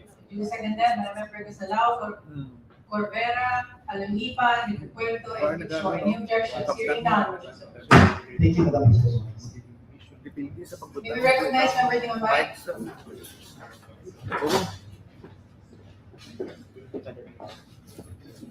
Thank you.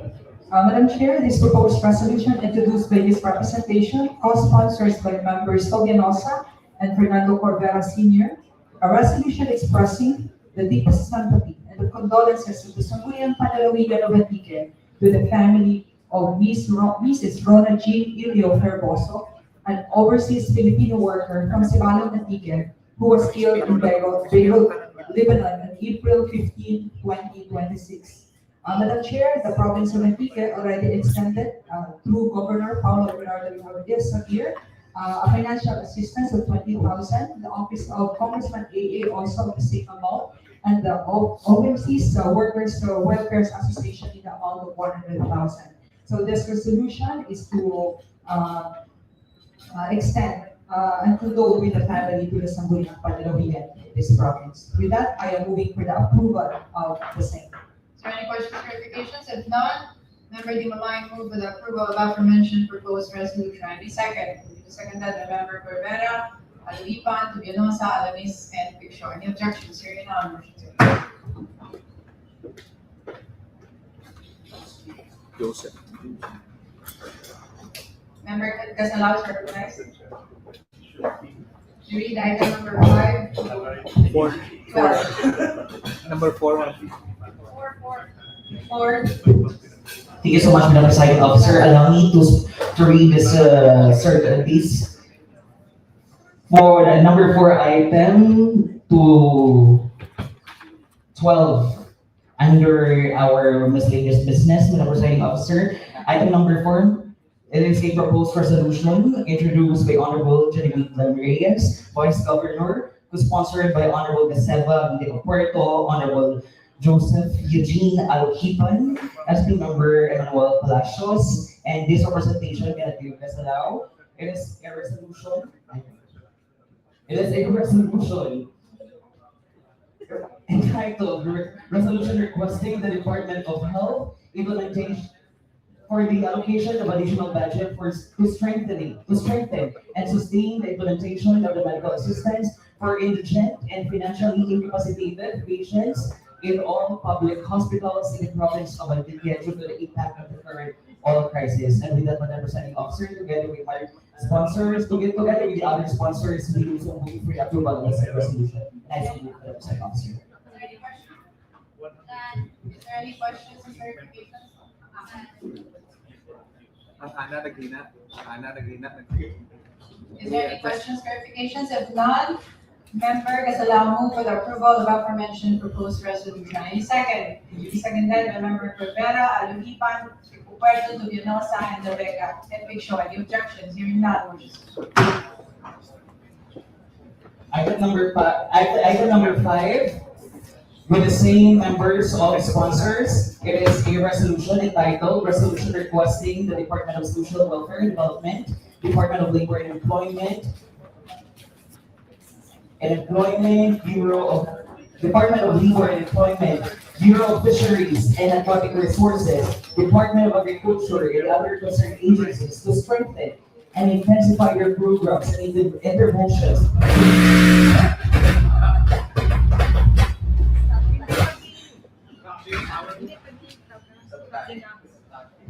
and other concerned agencies to strengthen and intensify their programs and interventions to mitigate the adverse effect in the oil crisis and unaffected sectors, and ensure that assistance is responsive and directed to the most affected beneficiaries. Together with the sponsors, with the members, together with the sponsors and the co-sponsors, we so move for the approval of this resolution, and we so move the side sponsor. Is there any questions, clarifications? If not, members allow move for the approval of aforementioned proposed resolution. Any second? And to be seconded by member Corbera, Aluipan, Rico Puerto, and Picho. Any objections? Hearing none, motion is approved. Item number 6 with the same members of sponsors. It is a resolution entitled Resolution Requesting the Provincial Health Office and all municipal health offices in the province of Antique to intensify programs and interventions against heat-related illnesses and ensure the deployment of health personnel in strategic public places and mass gathering during the current heat season and periods of elevated heat index.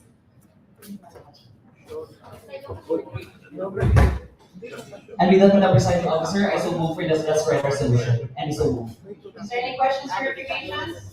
If not, members allow move for the approval of aforementioned proposed resolution. Any second?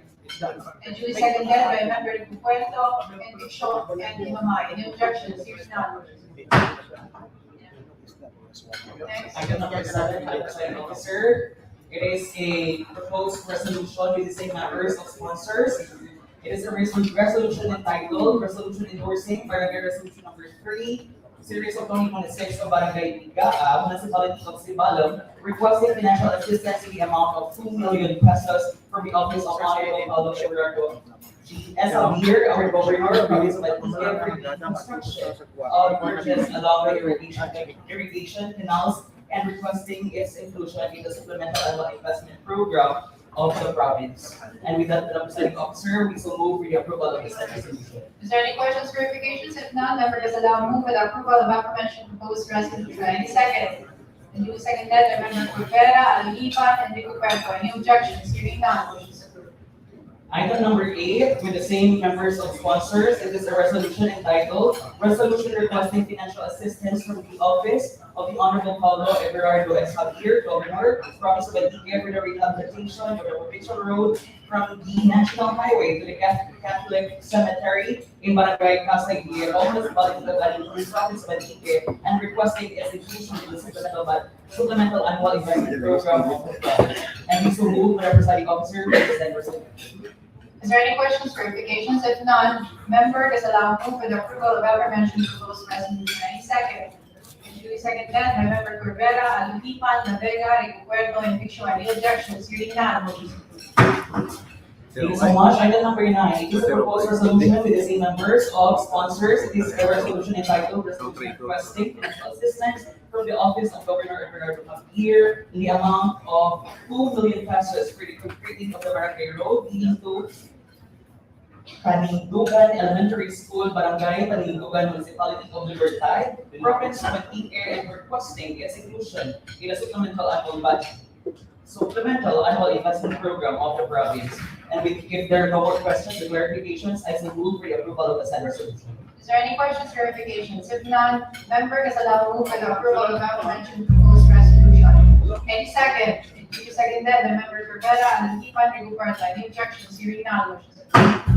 Item number 10, it is a resolution with the same members again of sponsors. It is a resolution entitled Resolution Requesting Financial Assistance in the amount of 4 million pesos from the Office of the Honorable Paulo Everardo Javier, Governor, Province of Antique, for construction of multi-purpose evacuation Center in the Barangay Pasay Gihaw, Anamiki, and requesting its inclusion in the supplemental annual investment program. I so move, Madam Presiding Officer, for the approval of the said resolution. Is there any questions, clarifications? If none, Member Casalao move for the approval of aforementioned proposed resolution. Any second? And duly seconded by Member Corbera, Alumipan, Rico, and Picho. Any objections? Hearing none, motion is approved. Item number 11, a proposed resolution with the same members of sponsors. It is a resolution entitled Resolution Endorsing Barangay Resolution Number 6, Series of 2026 of Barangay Boss Municipality of Libertad, Province of Antique, requesting financial assistance in the amount of 1 billion pesos for the construction of a barangay welcome ark located at CPO Igyaan to the Honorable Paulo Aguinaldo S. Javier, Governor of the Province of Antique, and recommending its inclusion in the supplemental annual investment program of the province. I so move, Madam Presiding Officer, for the approval of the said resolution. Is there any questions, clarifications? If none, Member Casalao move for the approval of aforementioned proposed resolution. Any second? Duly seconded by Member Corbera, Alumipan, Rico, and Picho. Any objections? Hearing none, motion is approved. Item number 12, it is a proposed resolution with the same members of sponsors. It is a resolution entitled Resolution Requesting 1 Unit Emergency Vehicle for Barangay Tanindugan, Municipality of Libertad, Province of Antique, from Honorable Paulo Everardo S. Javier, Governor of the Province of Antique, and for its inclusion in the supplemental annual investment program of the province. And if there are no more clarifications from the presiding officer, I so move for the approval of the said resolution. And I so move. Is there any questions, clarifications? If none, Member Casalao move for the approval of aforementioned proposed resolution. Any second? Duly seconded by Member Picho, Rico, Alumipan, and Corbera. Any objections? Hearing none, motion is approved. Thank you so much, Madam Presiding Officer. Thank you so much, my dear colleagues. And next, Member Tuminosa. Resolution, item number 13 and 14. Thank you, Madam Chair. So this is proposed resolution, which is duly with SP member Honorable Fernando Serrera, Honorable Vincent H. Restored, and Honorable Carmina Rose, Inumay, entitled the resolution endorsing to the Honorable Congress, the resolution number 03/2026 of Barangay Borok, Division of requesting financial assistance to Honorable Paulo Everardo S. Javier, Governor of Province of Antique, the amount of 5 million pesos for the construction of a covered gym that also serve as an association center. Madam Chair, there are no questions. I move for approval of this resolution. Is there any questions, clarifications? If none, Member Tuminosa move for the approval of aforementioned proposed resolution. Any second? Duly seconded by Member Corbera, Alumipan, Rico, Picho, and Nimamay. Any objections? Hearing none, motion is approved. Thank you, Madam Chair. Another resolution with the same sponsor entitled the resolution endorsing with the Honorable Panlalawigan the resolution number 004/2026 of Barangay Borok, Division of Antique, requesting Honorable Paulo Everardo S. Javier, the Province of Antique, for the purchase of 1 unit emergency response vehicle. Madam Chair, if there are no questions or no comments, this representation, so there is also move for the approval of this resolution. Any questions, clarifications? If none, Member Tuminosa move for the approval of the aforementioned proposed resolution. Any second? And duly seconded by Member Corbera, Rico, and Picho. Any objections? Hearing none, motion is approved. Thank you, Madam Chair. Thank you, Member Tuminosa. Next is Member Rico, 15 to 18.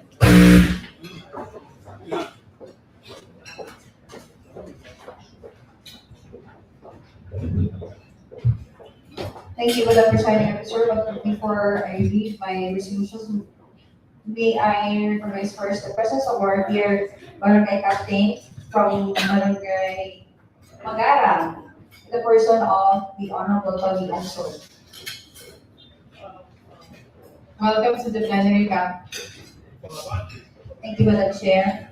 A resolution expressing sincere gratitude to Senator Laura Ligarda, Congressman Antonio Agatito A. Ligarda, and the Department of Public Works and Highways for their aid in the rehabilitation of Barangay Makanan, Alasasan Beach, in the municipality of Sebaste, and waste management intervention in the flood-prone area in Barangay Ibarawan, municipality of Patnuan. Madam Presiding Officer, before I approve this resolution, may I request to add, as my co-sponsor, the Honorable Noel Alanis. Madam Chair, I move to approve the said resolution. Is there any questions, clarifications? If none, member Rigoberto move for the approval of aforementioned proposed resolution. Any second? Duly seconded by member Aluhipan, Alamis, and Bigshua. Any objections? Hearing none, motion is approved. Madam Presiding Officer, the same for this proposed resolution, may I request to say a few words to effectively establish the intent and grounds of the proposed resolution. Madam Chair, may I? Yes, you may proceed. We have existing policies and directives against kainin, and this resolution aims to strengthen our enforcement and the sustainability of our interventions to ensure that our forests and mountains are protected from the long-term effects of these destructions act. However, this resolution also recognizes that some upland communities' kainin is driven by economic necessity rather than willful disregard of the law. That's why I have included the proposed provision of livelihood opportunities for our communities in kainin-prone areas. By strengthening enforcement while supporting communities to ensure that our response is both decisive and human. For this reason, I respectfully propose this resolution. A resolution urging the Department of Environment and Natural Resources, DNR, the Antique Provincial Environment and Natural Resources, PENRO, Community Environment and Natural Resources Office, Sinro, Binison, and Sinro Colasi, and all Municipal Environment and Natural Resources Office, MENROS, to strictly enforce existing laws, rules, and regulations prohibiting kainin, open parenthesis, and bird farming, close parenthesis, and to strengthen monitoring and community-based prevention mechanism. Madam Presiding Officer, I move to approve the just read resolution. Is there any questions, clarifications? If none, member required to move with approval of aforementioned proposed resolution. Any second? Duly seconded by member Corbera, Aluhipan, Tubianosa, Alamis, and Bigshua. Any objections? Hearing none, motion is approved. Madam Presiding Officer, likewise, for this resolution, may I would like to request to say a few words of this proposed resolution, Madam Chair. Yes, you may proceed. Our past reforestation efforts often rely on fast-growing exotic tree species such as mahogany and Geminina, which offered short-term gains, but they were proven to be ecologically insufficient.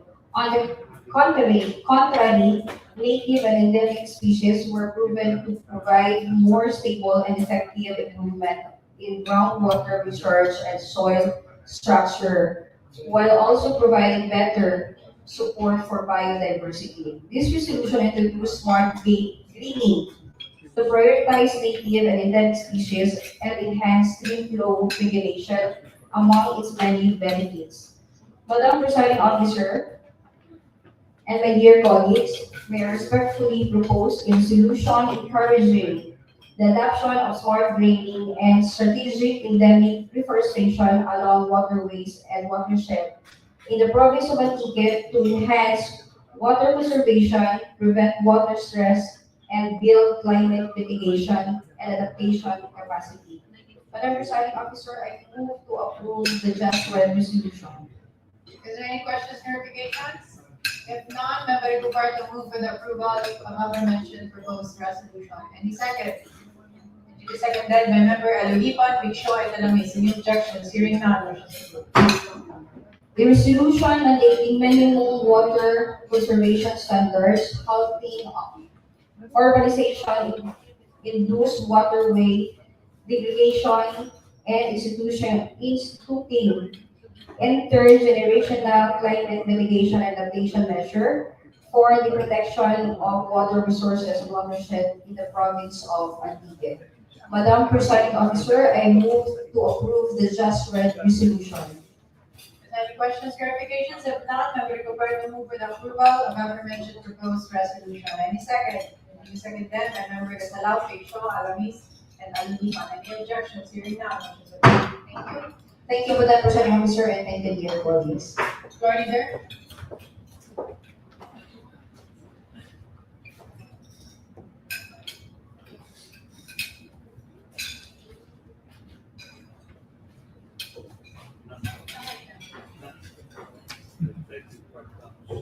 Thank you very much, Madam Presiding Chair.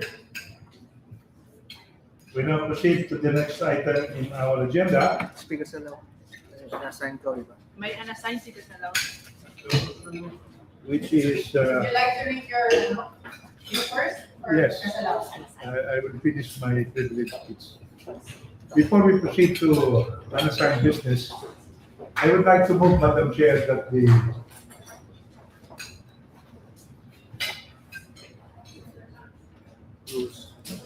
Rules be suspended. May copy ba sila? Yes. I would like to move that the rules be suspended to accommodate this privilege speech, which was supposed to be delivered this morning, Madam Chair.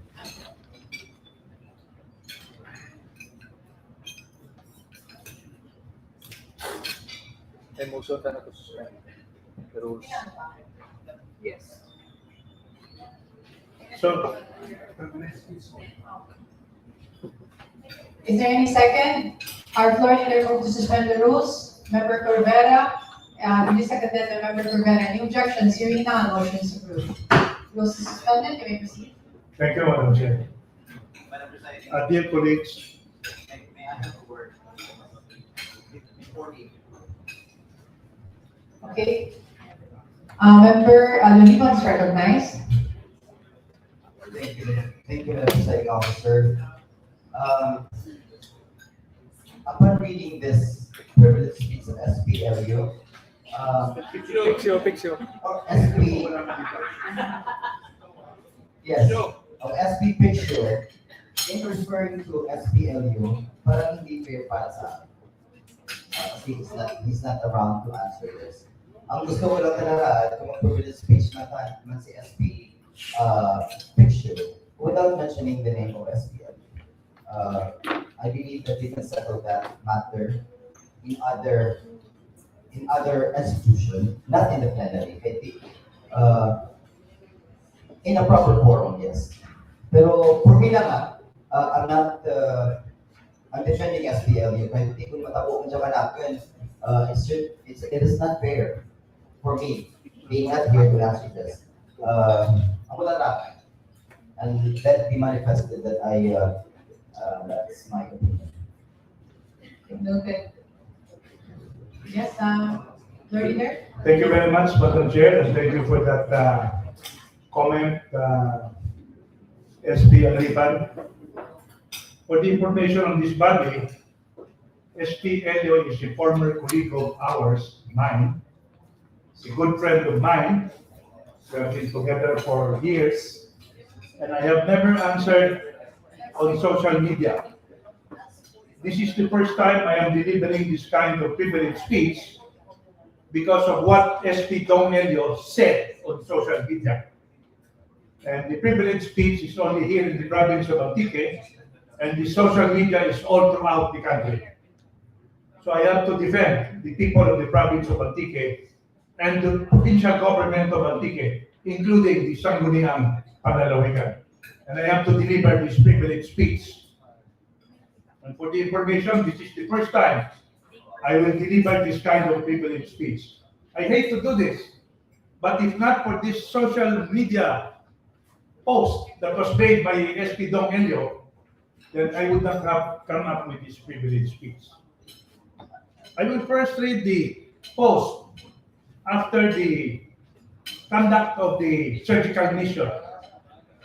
And he said, daw kinahanglan rebyuhon ka provincial government ang mga strategies agud mangin mapuslanon ang mga surgical mission. Naggasto ang probinsya para sa serbisyo ka mga espesyalista. Tapos ginpalabi ang mga tuli na sarang maobra ka mga bagong graduate kang general practitioners kag ginpaiway ang mga mabudlay ng mga kaso nga nagapila. Ang natabo taliwas sa akon original plan kang 2024 nga ang mga mabudlay na kaso hindi kinahanglan daon sa Manila. Masubo, calling the attention of Governor Paulo.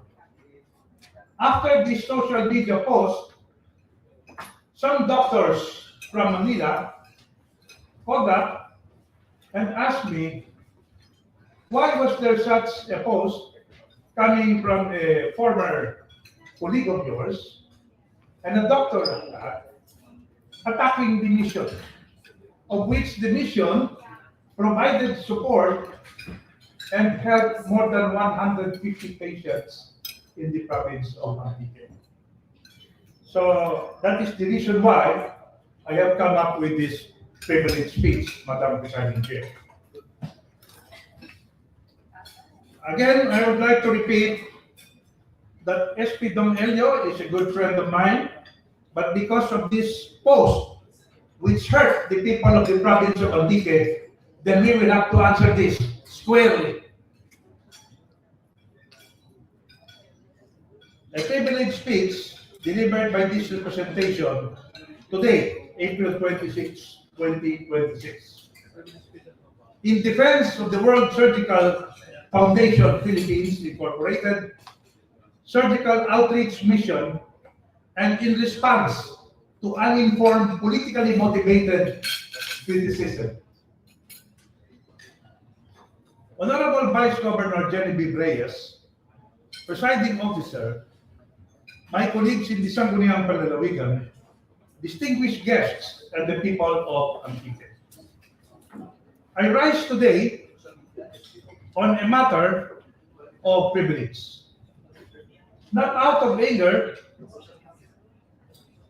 not out of pride, but of duty to the truth, to the approximately 175 mission team members who gave their time, the doctors, surgeons, nurses, anesthesiologists, and support staff who crossed land and sea to come here, and most importantly, to the 155 patients of Antique who are recovering today because of the conduct of the successful surgical mission that happened in the province of Antique from April 21 to 24, 2026.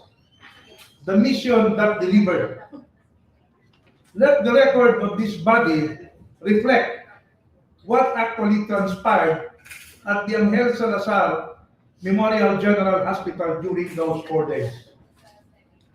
The World Surgical Foundation Philippines Incorporated, under the leadership of its president, Dr. Marcus Lester Suntay, conducted a surgical outreach activity in partnership with the provincial government of Antique.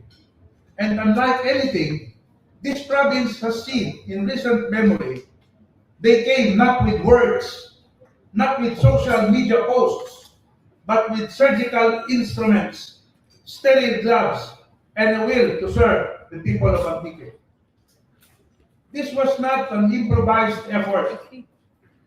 The first 2 days, April 20 and 21, were dedicated to pre-operative consultations, patient assessment, and preparation.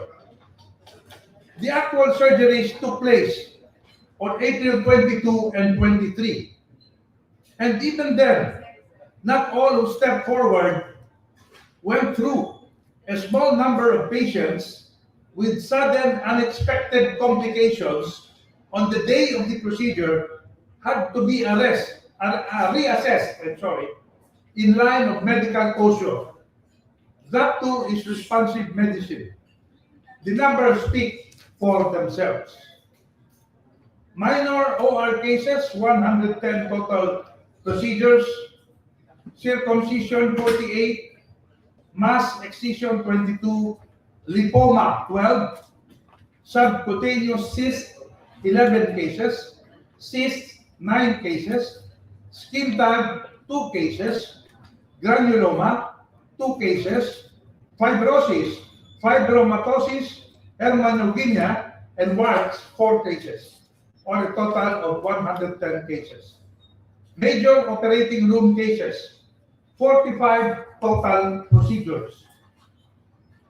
Thyroidectomy 8 cases, hernia repair 7 cases, polycystectomy 7 cases, hemorrhoidectomy 6 cases, cleft repair 4 cases, thyroglossal cyst cases 2 cases, lipoma, major lipoma 2 cases, mass excision major 2 cases, hydrocele, patient patent uracus, soft tissue tumor, polypectomy, excision biopsy, pleostomy, fistula surgery, 7 cases, a total of 45 cases. 155 surgical procedures in 2 days conducted by the mission for free. This was made possible because 1 year ago, we personally extended the invitation to Dr. Marcos Lester Suntay that built that connection. We made the call, coordinated that visit, and 1 year in preparation. And the result, 155 Antiqueños operated on without spending a single centavo for surgical fees. I also wish to place on record the indispensable role of the doctors, nurses, anesthesiologists, pathologists, and all medical support personnel, many of them from 8 major hospitals across the province of Antique, and 8 rural health unit support staff who help and work alongside the surgeon specialists who volunteered every step of the way. The operating room does not run on surgical hands alone. It runs on a team, and every member of that team deserves our gratitude. For those who are not ready, the referrals. Now let me address something important because it has been misinterpreted. Some patients were deferred. Some were referred to tertiary facilities. This was not a failure. This was responsible medicine as recommended by the specialist doctors. When a patient has developed pneumonia on top of surgical condition, you do not put them on the operating table. You stabilize them first. When a nasal polyp and apparative mass require the kind of tertiary infrastructure which we do not fully have at Angel Salazar Memorial General Hospital in Antique, you refer them and not abandon them. And here is what gets this mission apart from empty promises. Dr. Suntay himself committed through the mission team to perform free surgery to these complex cases if and when we can help facilitate their transport to Manila. The surgery is guaranteed. What we need now is the compassion and the will to help these patients get there. That is a standing invitation to everyone, including those who claim to care so deeply about the health of the patients from Antique. The circumcision question. Let me answer this directly, Madam Chair. A certain person publicly posted on a social media platform and questioned why this mission, with all its specialists and surgeons, spent time on circumcisions. The implication being that this was a misuse of resources and misalignment of priorities, and worse, a deliberate disservice to the people of Antique. Let me set the record straight, Madam Chair, and the members of this August body. On April 23, 2026, the medical teams had completed their scheduled cases and found themselves with extra hours to extend their service. Dr. Suntay and his team did not pack up and leave. Instead, they offered those hours to anyone who still needed help. And the people came. Families who could not afford to bring their children to a clinic. Parents who had been waiting for the right time, the right place, the right cost, and the answer on that day was free, safe, and do it now. 48 circumcisions were performed, not because the doctors prioritized it above major surgeries, but because not a single minute of the surgeon's time was wasted, especially when there were still patients who needed their help. Is that why we criticize now? The fact that these specialist doctors stayed and wanted to help? The fact that they gave everything they had, every hour, every skill, to the people and the patients of this province? Now a word for former board member Dr. Egidio Dong Elio, who I said earlier was a good friend of mine. Yes, he is a good friend of mine. Honorable Presiding Officer, I will be direct to the point. A post recently circulated on Facebook from the page of Tabang Antique, authored by former colleague and board member Dr. Dong Elio, a specialist doctor himself, criticizing this mission. He suggested that the provincial government needs to review its strategies. He lamented that specialists were supposedly underutilized. He invoked a so-called original plan from 2024. He called the attention of the governor of the province of Antique, the Honorable Paulo Everardo Padilla. Let me ask this question before I respond to any of that. When 175 mission team members, doctors, surgeons, nurses, volunteers arrived in Antique and gave 4 days of their time for our people and the sick, what should be the proper response of someone who claims to love this province and its sick people? A thank you, a pat on the back, a word of encouragement. Instead, Dr. Elio reached for his keyboard, not to offer help, not to contribute, but to criticize the entire surgical mission. And that alone tells us everything we need to know about the intent behind this post. Dr. Elio, where were you? Not just during those 4 days of this mission, but during the entire year of preparation that preceded it. Because I want to be very clear about something this body and the public need to know. It was I who introduced Dr. Elio to Dr. Marcos Lester Suntay last year. I even invited him to fly with Dr. Suntay to Antique and plan out this mission by April of 2026, which he did.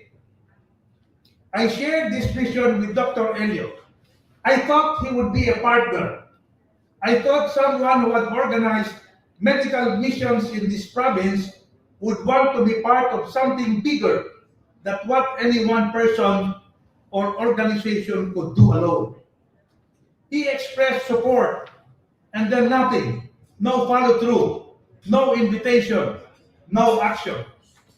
And now, after Dr. Suntay and 175 mission team members operated on 155 patients and left this province better than they found it, Dr. Dong Elio finds it appropriate to post criticism on social media. 175 mission team members came to San Jose de Buena Vista, Antique. Over 67 doctors, surgeons, nurses, and support staff crossed land and sea in order to help and serve the poor people of the province of Antique.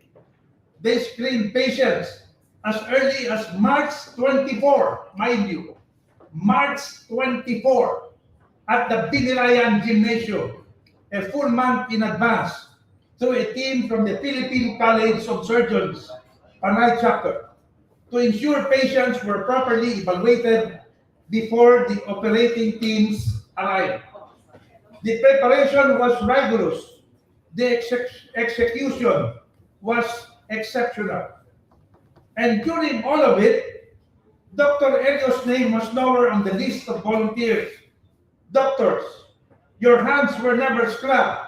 Your skills were never offered. You are a urologist, a specialist. The operating rooms were open. The patients were waiting for you.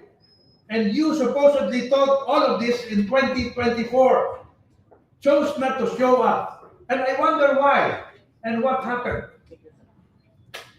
I also want this body to know, while these doctors were here, there was not even enough funding to properly cover their food and accommodations. The logistics were tight.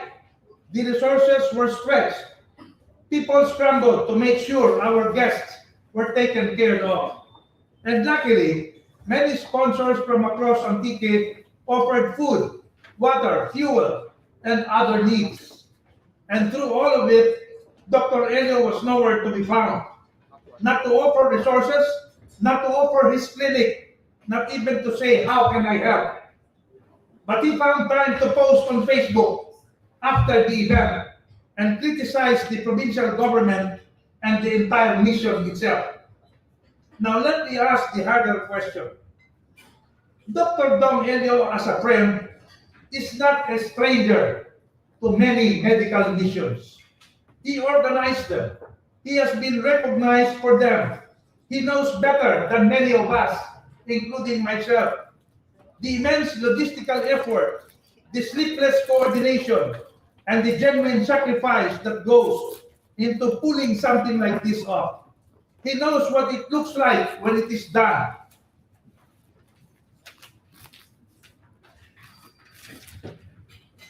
Which makes his silence during the preparation and his noise after the success all the more telling. I will leave it to this body and to the people of Antique to draw their own conclusion about why a physician with decades of experience in surgical missions, who was personally introduced to Dr. Suntay and aware of this effort since last year, chose not to participate, and then chose, of all moments, the moment after 155 of our kababayans were successfully operated on, to raise his concerns on social media platforms. I will not speculate on motives. I will only say this. When a mission succeeds, and the first instinct is to criticize rather than to celebrate, that says far more about the critic than about the mission. And since we are on the subject of advocating for the health and welfare of Antiqueños, I would simply invite the public to reflect on what Dr. Elio's own record of service to this province while he held public office. Dr. Elio, if this mission was truly your idea in 2004, what happened? What stopped you from pursuing this vision? Why did you not do it in 2004 and criticize this mission now when it's over?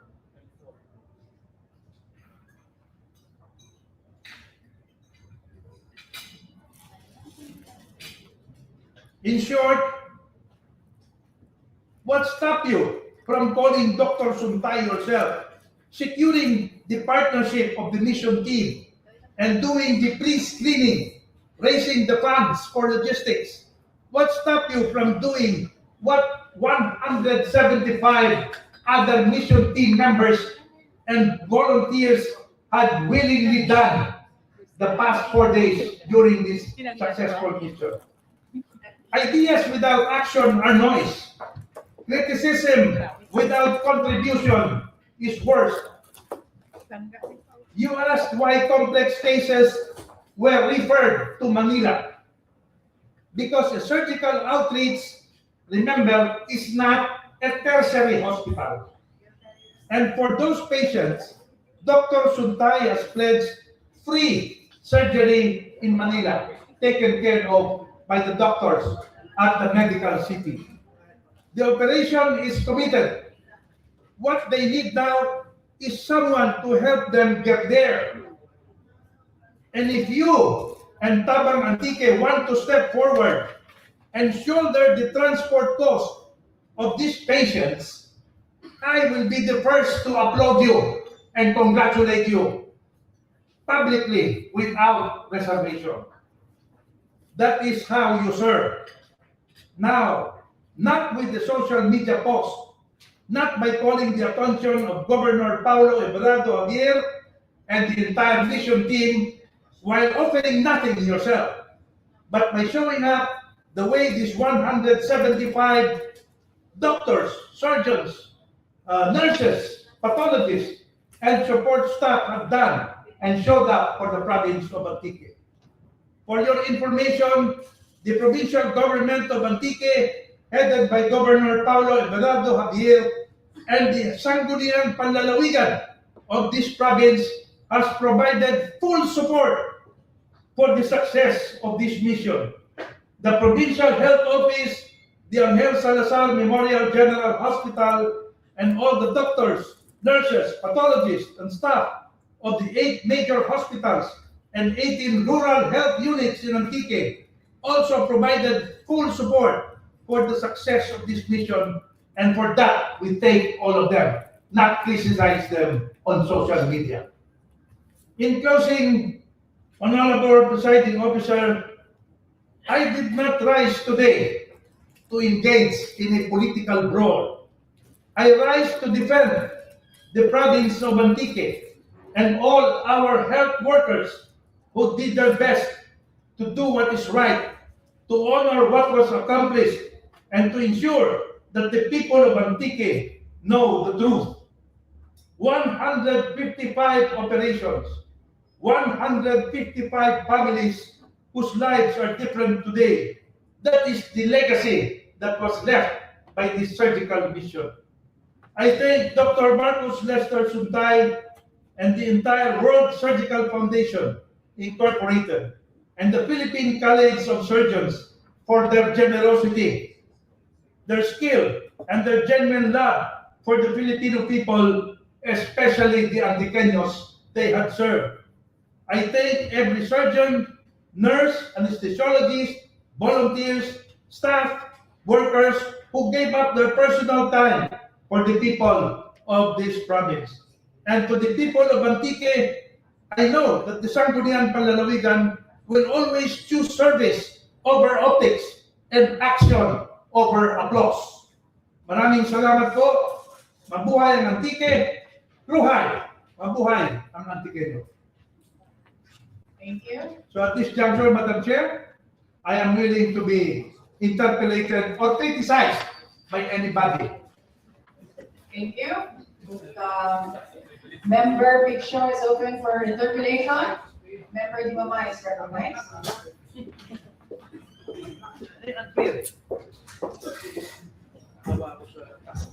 Thank you, Madam Chair. Thank you, Member Picture, for actually that lengthy yet emotional privilege speech.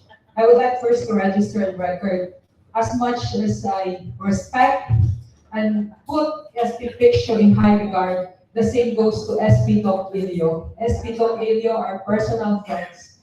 Madam Chair, first, I would like also to congratulate first SP Picture for organizing. He is actually taking his personal time and resources to make sure that all those doctors and volunteers are accommodated. We also would like to thank, of course, the World Surgical Mission and as well as the Philippine College of Surgeons. But Madam Chair, I also come from a point wherein I read the post of Dr. Ilio.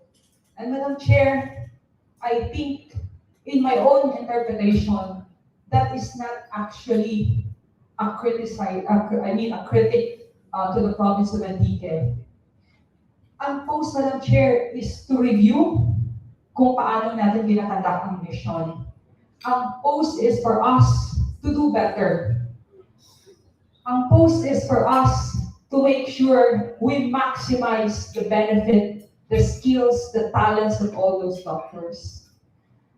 Madam Chair, hindi rin how pwede kita mag-call out or magpanawagan sa Facebook and to think it is a way to improve the services of the people.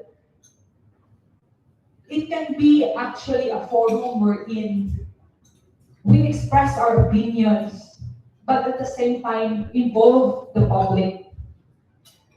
I would like to request everyone, please read the post again, word for word, and open your heart and mind. Kaya wala man ako dito may nakita na direct attack sa provincial government. But Madam Chair, again, I would like to put it on record. Grabe kayo ang respeto, pasalamat ko, pagdayaw ko kay SP Picture.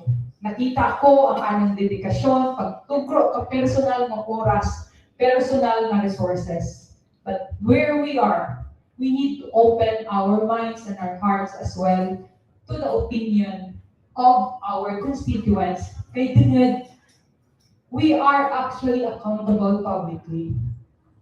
So Madam Chair, that is my opinion. Again, SP Ilio, I put them in high regard. Thank you.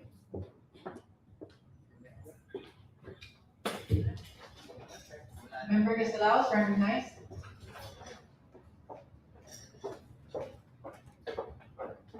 Thank you so much, Madam Presiding Officer. Again, same with the Honorable Mamaya, I would like to congratulate the effort of SPLU, the driving force that he put in order to push through the medical mission that would serve especially to our unprivileged individuals who are not able or not who cannot afford the medical or healthcare in our community. So, as a also former colleague of SP Doc Elio and recently a colleague as well of Honorable Picture, I also have this high regards and high respect with both of them since they are older than me and they are the image of they are the image of inspiration in terms of rendering quality service in our province. So, Madam Presiding Officer, and somehow the privilege speech of Honorable Picture is somehow put a bad light to the Honorable, our former colleague, Honorable SP Doc Elio. So I would like to manifest my congratulatory statement as well and gratitude to Honorable Elio because Honorable Elio have also conducted a medical mission when he was still working here in our Sangguniang Panlalawigan, and his initiative in terms of championing the health of our community, the province of Antique, is somehow remarkable.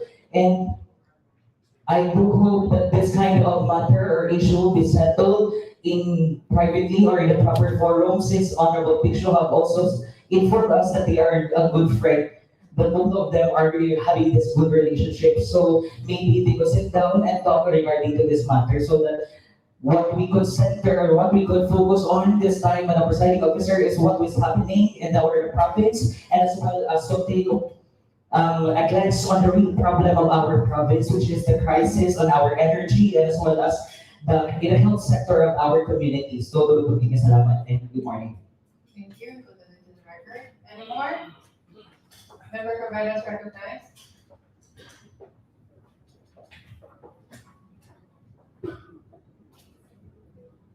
Thank you very much, Dr. Presiding Officer.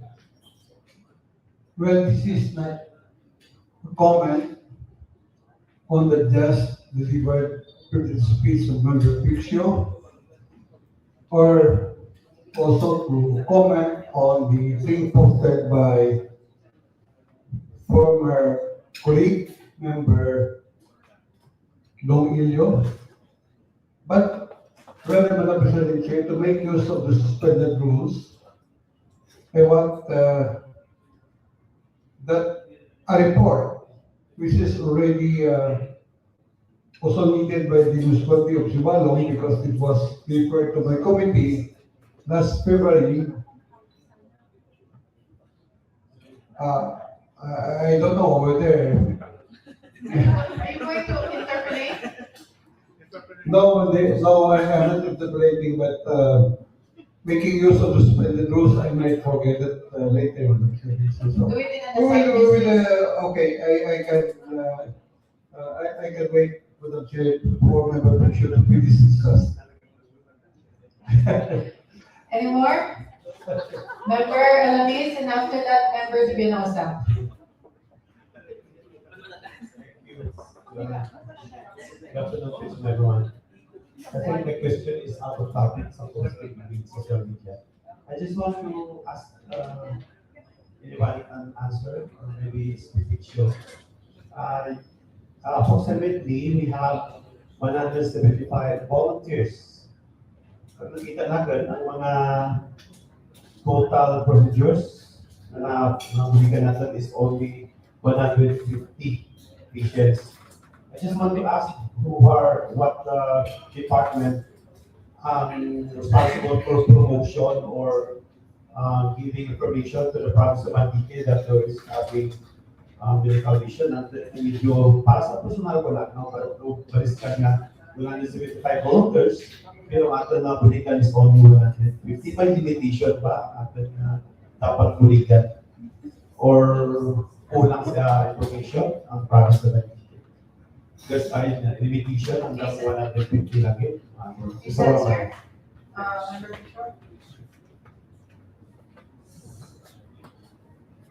Thank you very much, Madam Presiding Chair. Thank you very much, SP Noel Alanis.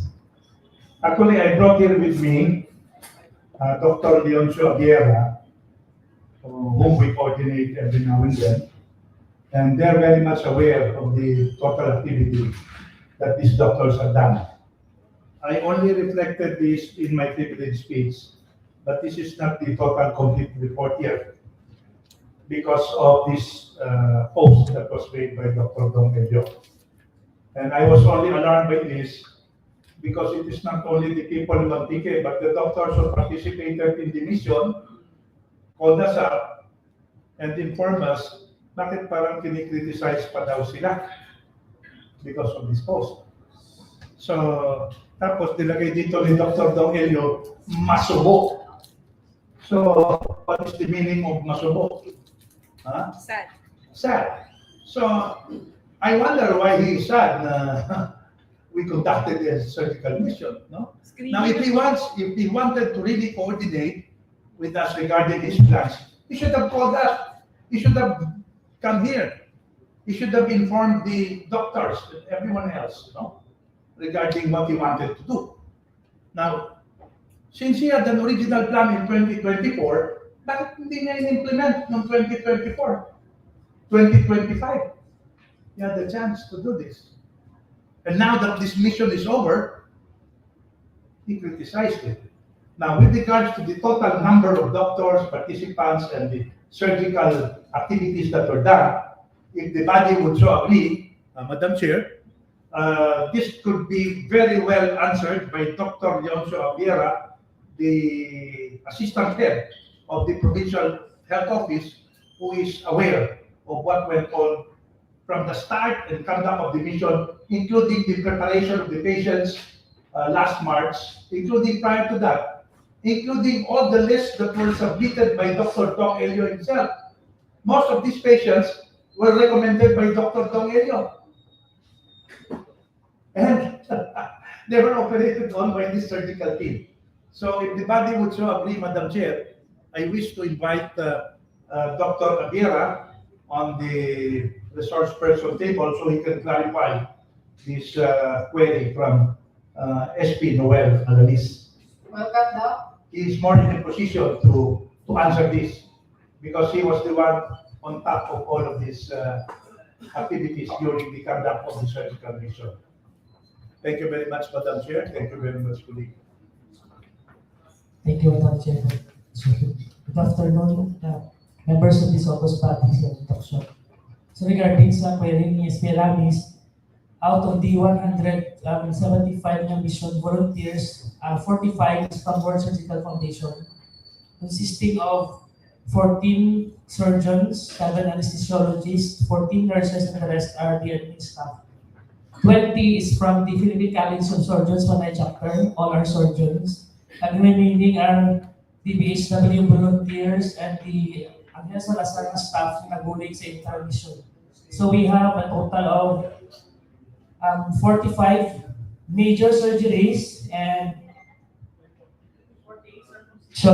circumcisions 48, and we have 62 minor surgeries. The target of the mission is 50 major cases done in 2 days and 100 minor surgeries done in 2 days also. In contrast, para at least though di maniguro daw nag-focus kita sa CERCOM, ang accomplishment natin during the February UP Masa Surgical Mission, wherein it is a 4-day activity, nakatotal kita dito ka 52 major cases in 4 days and 159 minor cases in 4 days.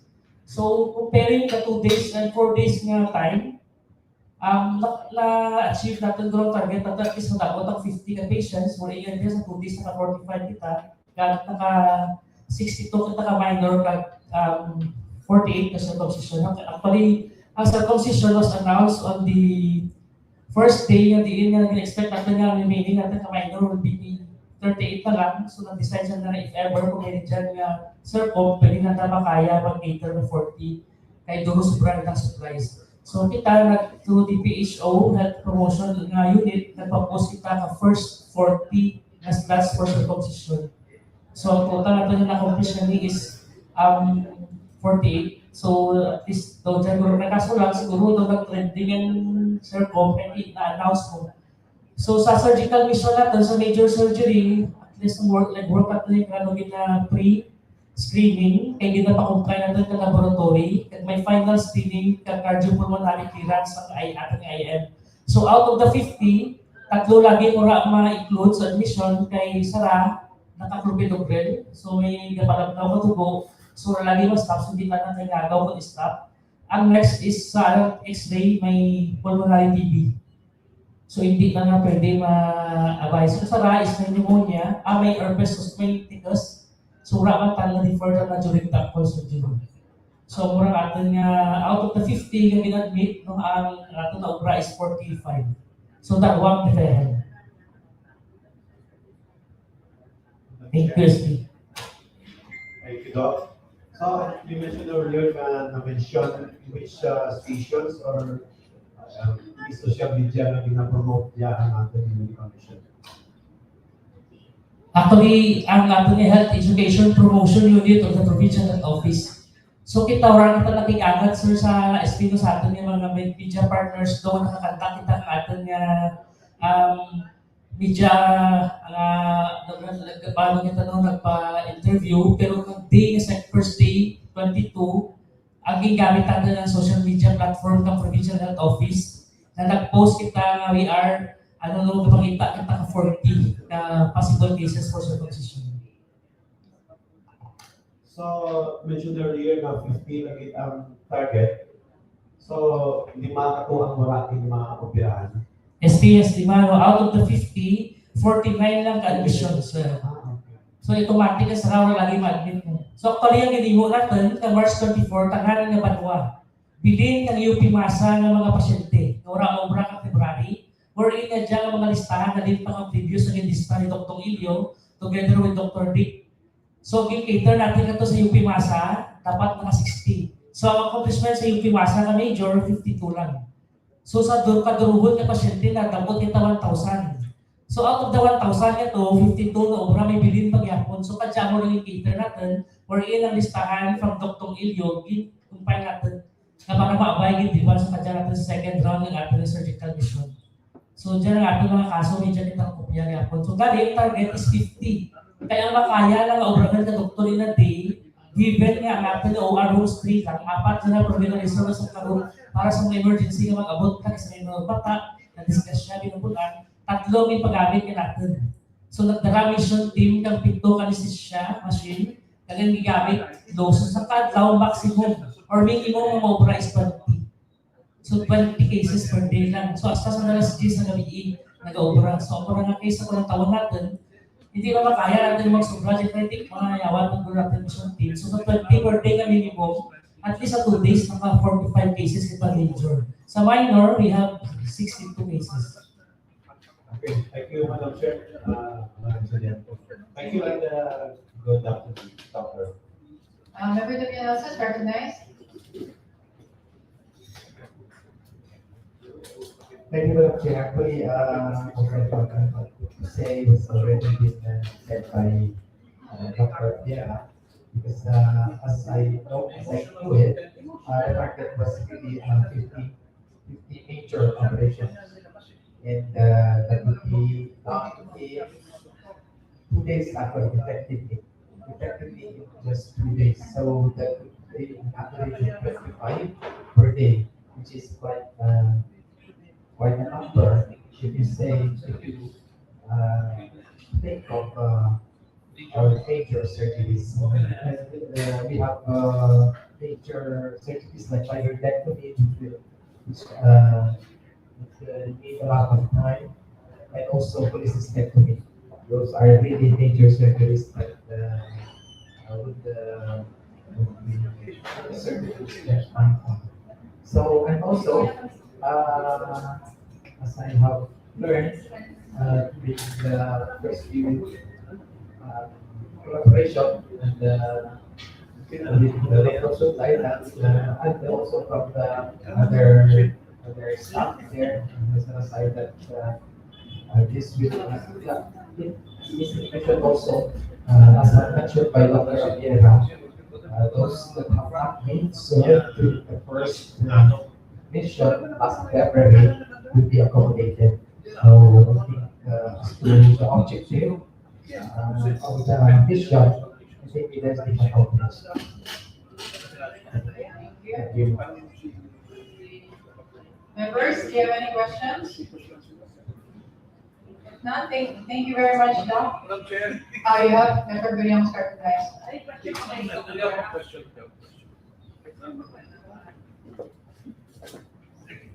This is a question, this is not even a comment, this is just a suggestion of a measure as a result of the contact on the medical mission.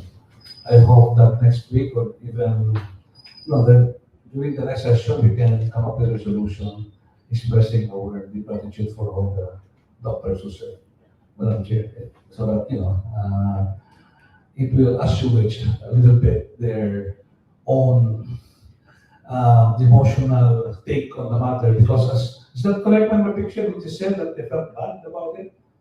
Because they called you up. That's why, taking it from there, Madam Chair, I think from our end, we can come up with a solution expressing our gratitude. Thank you, Madam Chair. Any more? Member Bishop?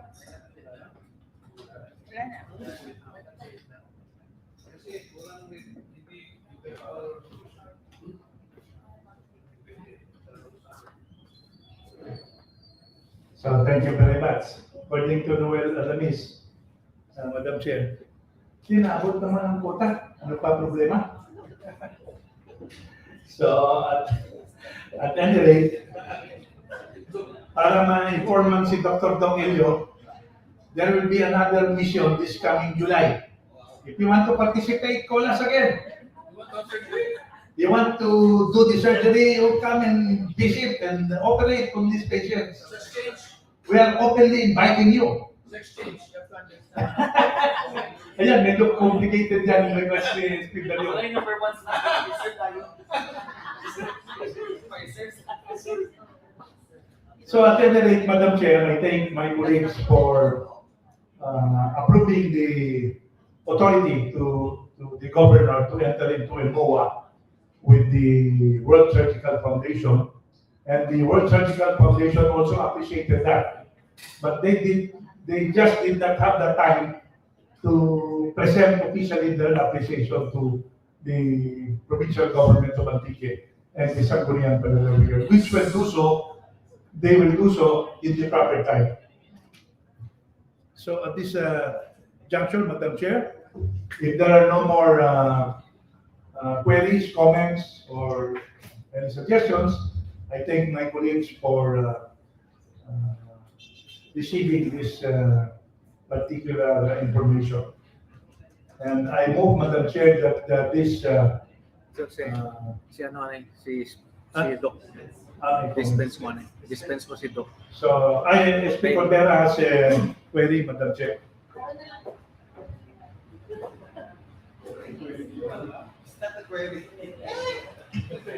You move to dispense the guest. Can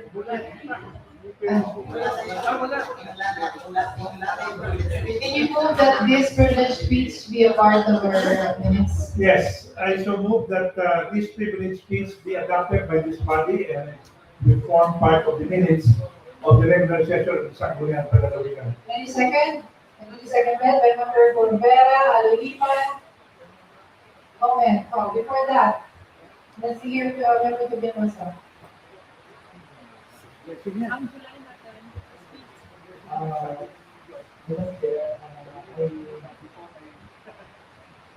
I take cognizance of the comment of Honorable on of the name of Dr. Mendes. If Dr. Mendes so desire to appear in our session,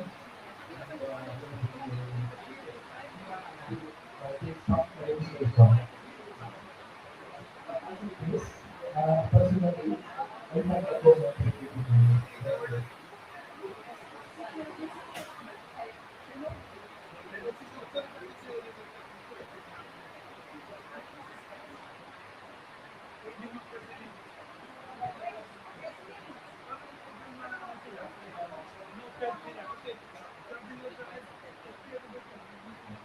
Please note that. Can you repeat that again? You're not privileged. We cannot hear you properly. Okay, so I will just make the point that we should also be open if Dr. Yo so desire to appear in the session. Appearance of guests. Yes. You want? Okay. So maybe you can send a letter. Yes. Yes.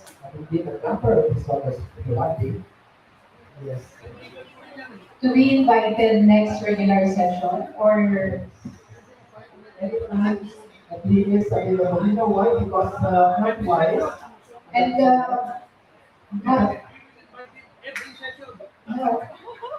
we have a resolution for that.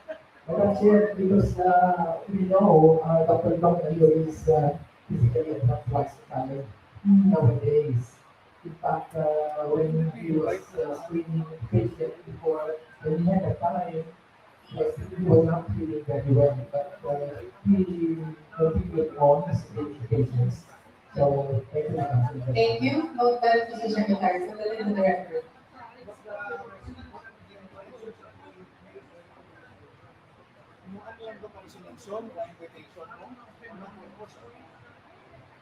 You draft a resolution inviting former SP Leo.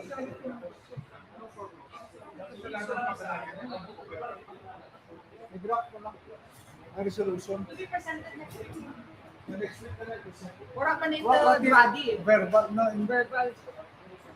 Okay, thank you. Any second motion to the earlier motion of our floor leader, Big Show? Been duly seconded by Member Aluhipan and Member Rico Puerto. Any objections? Hearing none, motion is approved. Floor leader?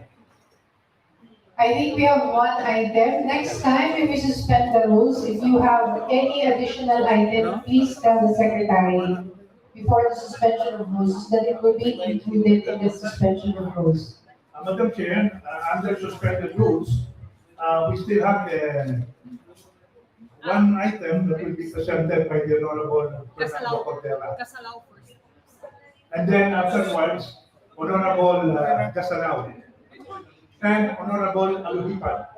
No suspension of rules, they will already be No, the in rules the, is still suspended. no, upon lifting, they will be included in an assigned business, no suspension of rules. This one is committee report, that's why it will be under suspension of rules. So before we acknowledge Honorable Cordera, I move that the suspended rules be lifted, Madam Chair. Yes. No, because we unassigned business. Committee report Committee ra report to yun. So during yung suspended rules, committee report ra na bakit resolution na. Next, we will recognize, Akala ko, suspended yung rules. Member Rivera. May mga Thank you very much, may mga Madam President Officer. I could have done this before for when I was still the one doing the papakinggan, si Corbera. Siya lang. Hindi, si Casalaw. reporting. Naka-assign business yan sa kanya. Na-motion niya kanina. Si Aluhipan, unassigned business? Since Unassigned business? So, dalawa. our regular glory days around, and thank you for the suspension. Making use of the suspension of rules, I would like to report another committee report under the Committee on Civil Service. This is committee report number 057, series of 2026. The subject of which is ordinance number 029, 2025 of the municipality of Subalam entitled an ordinance creating the position of labor and employment officer 1, salary grade 11, at the plantilla of positions under the office of the municipal mayor and providing funds thereof. This was referred to Committee on Civil Service on February 2, 2026 during the 5th regular session of the Panlalawigan. Findings, recommendation. After careful review and deliberation of the proposed ordinance, and after referral to the provincial legal office, the committee hereby adopts the legal opinion issued by the said office which attached to this committee report. For reference, the committee cited its conclusion recommendation that in view of the foregoing, this office is of the opinion that municipal ordinance number 029-2025 is generally valid and legally supportable. There being sufficient legal basis for the creation of the position of labor and employment officer 1, salary grade 11, under the office of the municipal mayor, particularly in relation to the municipality's authority under local government code, the PESO Act as amended, and recognized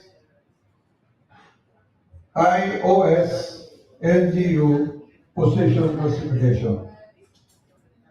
The ordinance may therefore be considered sufficient in form and substance, subject to the following implementation conditions. First, that the creation and funding of the position, in fact, with the personal service limitations and supported by 2026 approved budget,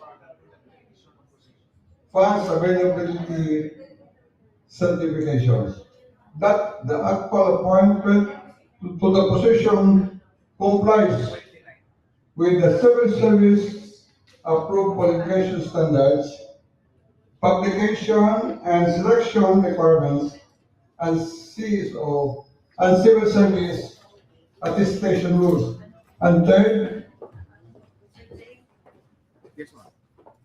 that the ordinances effectively be implemented in accordance with Section 59 of Republic Act 7160 and other applicable posting requirements. Thus, the Committee on Civil Service hereby move to adopt this committee report, Madam Secretary. Committee report number 057, that's 2026. May I remind Member Rosella that next time you report to the committee report, you need to provide a copy to all the members. So then we will know what you are reporting. Is there any questions, clarifications? If none, the chairman of the committee move to adopt committee report number 57-2026. Any objections? Hearing none, motion is approved. Thank you very much, Madam Secretary, and I further move that ordinance number 029-2025 of the Municipality of Sabalo entitled an ordinance creating the position of Labor Employment Officer 1, salary grade 11 at the plantilla of positions under the office of municipal mayor and providing funds through be declared in order. I so move. The chairman of the committee moves to declare ordinance number 29-2026 of the municipality of Sibalom is in order. Any second? And duly seconded by Member Picsho and Member Alugipan and Rico Puerto. Any objections? Hearing none, motion is approved. Thank you. Floor leader. Thank you very much, Madam Secretary. Thank you.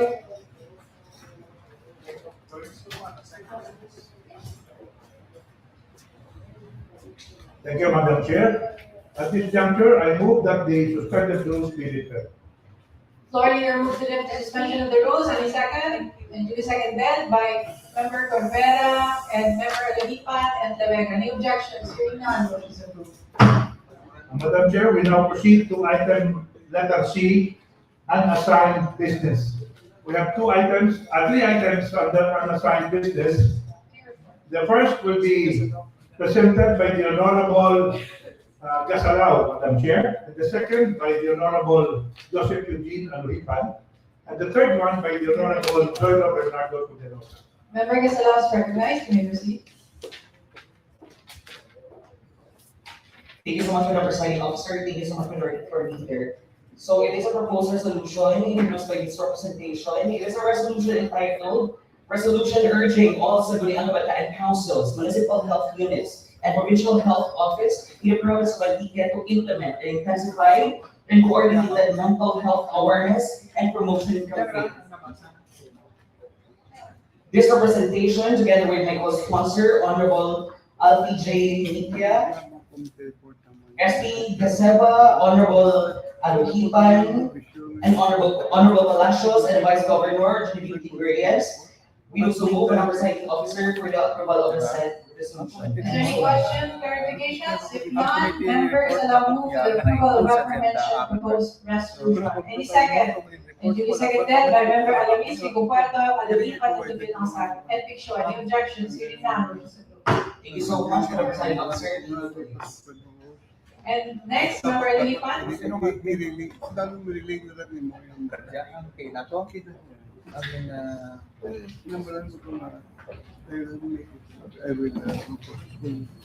Thank you, Madam Presiding Officer.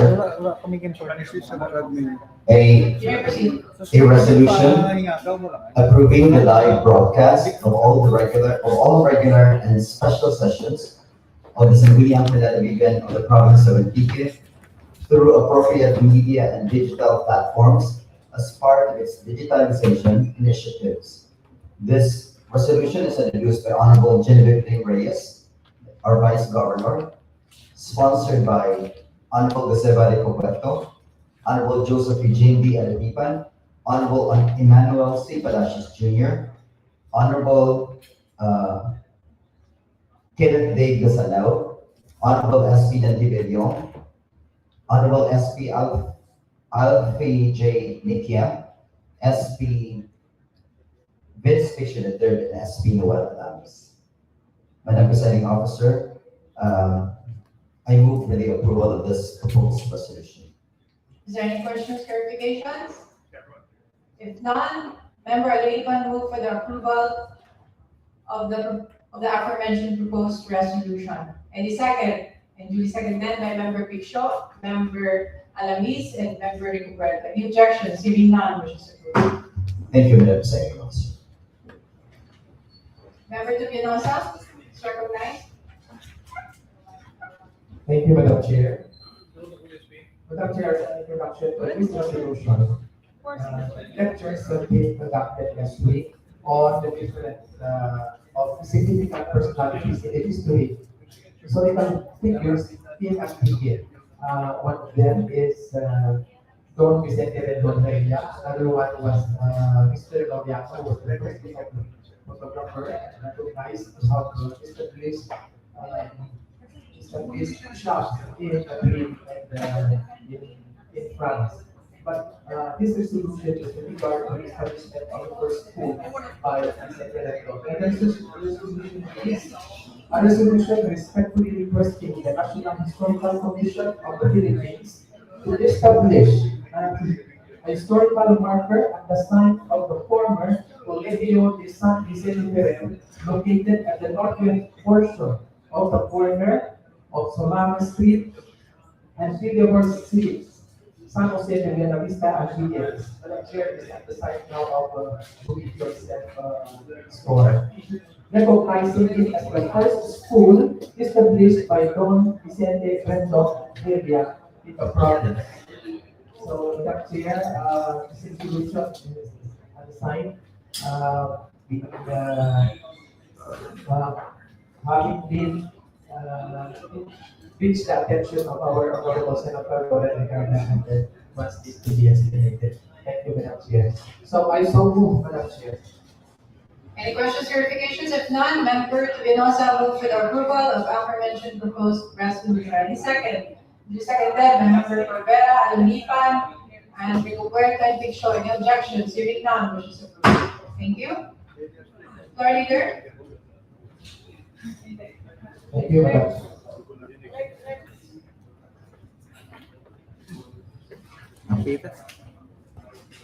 Thank you very much, Madam Presiding Chair. I don't see any other matters on unassigned business. We move on to the next item in the agenda. Is item number 13. As your regular floor leader, I move that the session be adjourned until our next session on May 4, 2026. In Kaluya. In Kaluya. In Kaluya. May resolution may kita. Hybrid. Hybrid. For those who cannot join, hybrid. So it has been moved by a floor leader and duly seconded Meron kaming mga in mass. The 16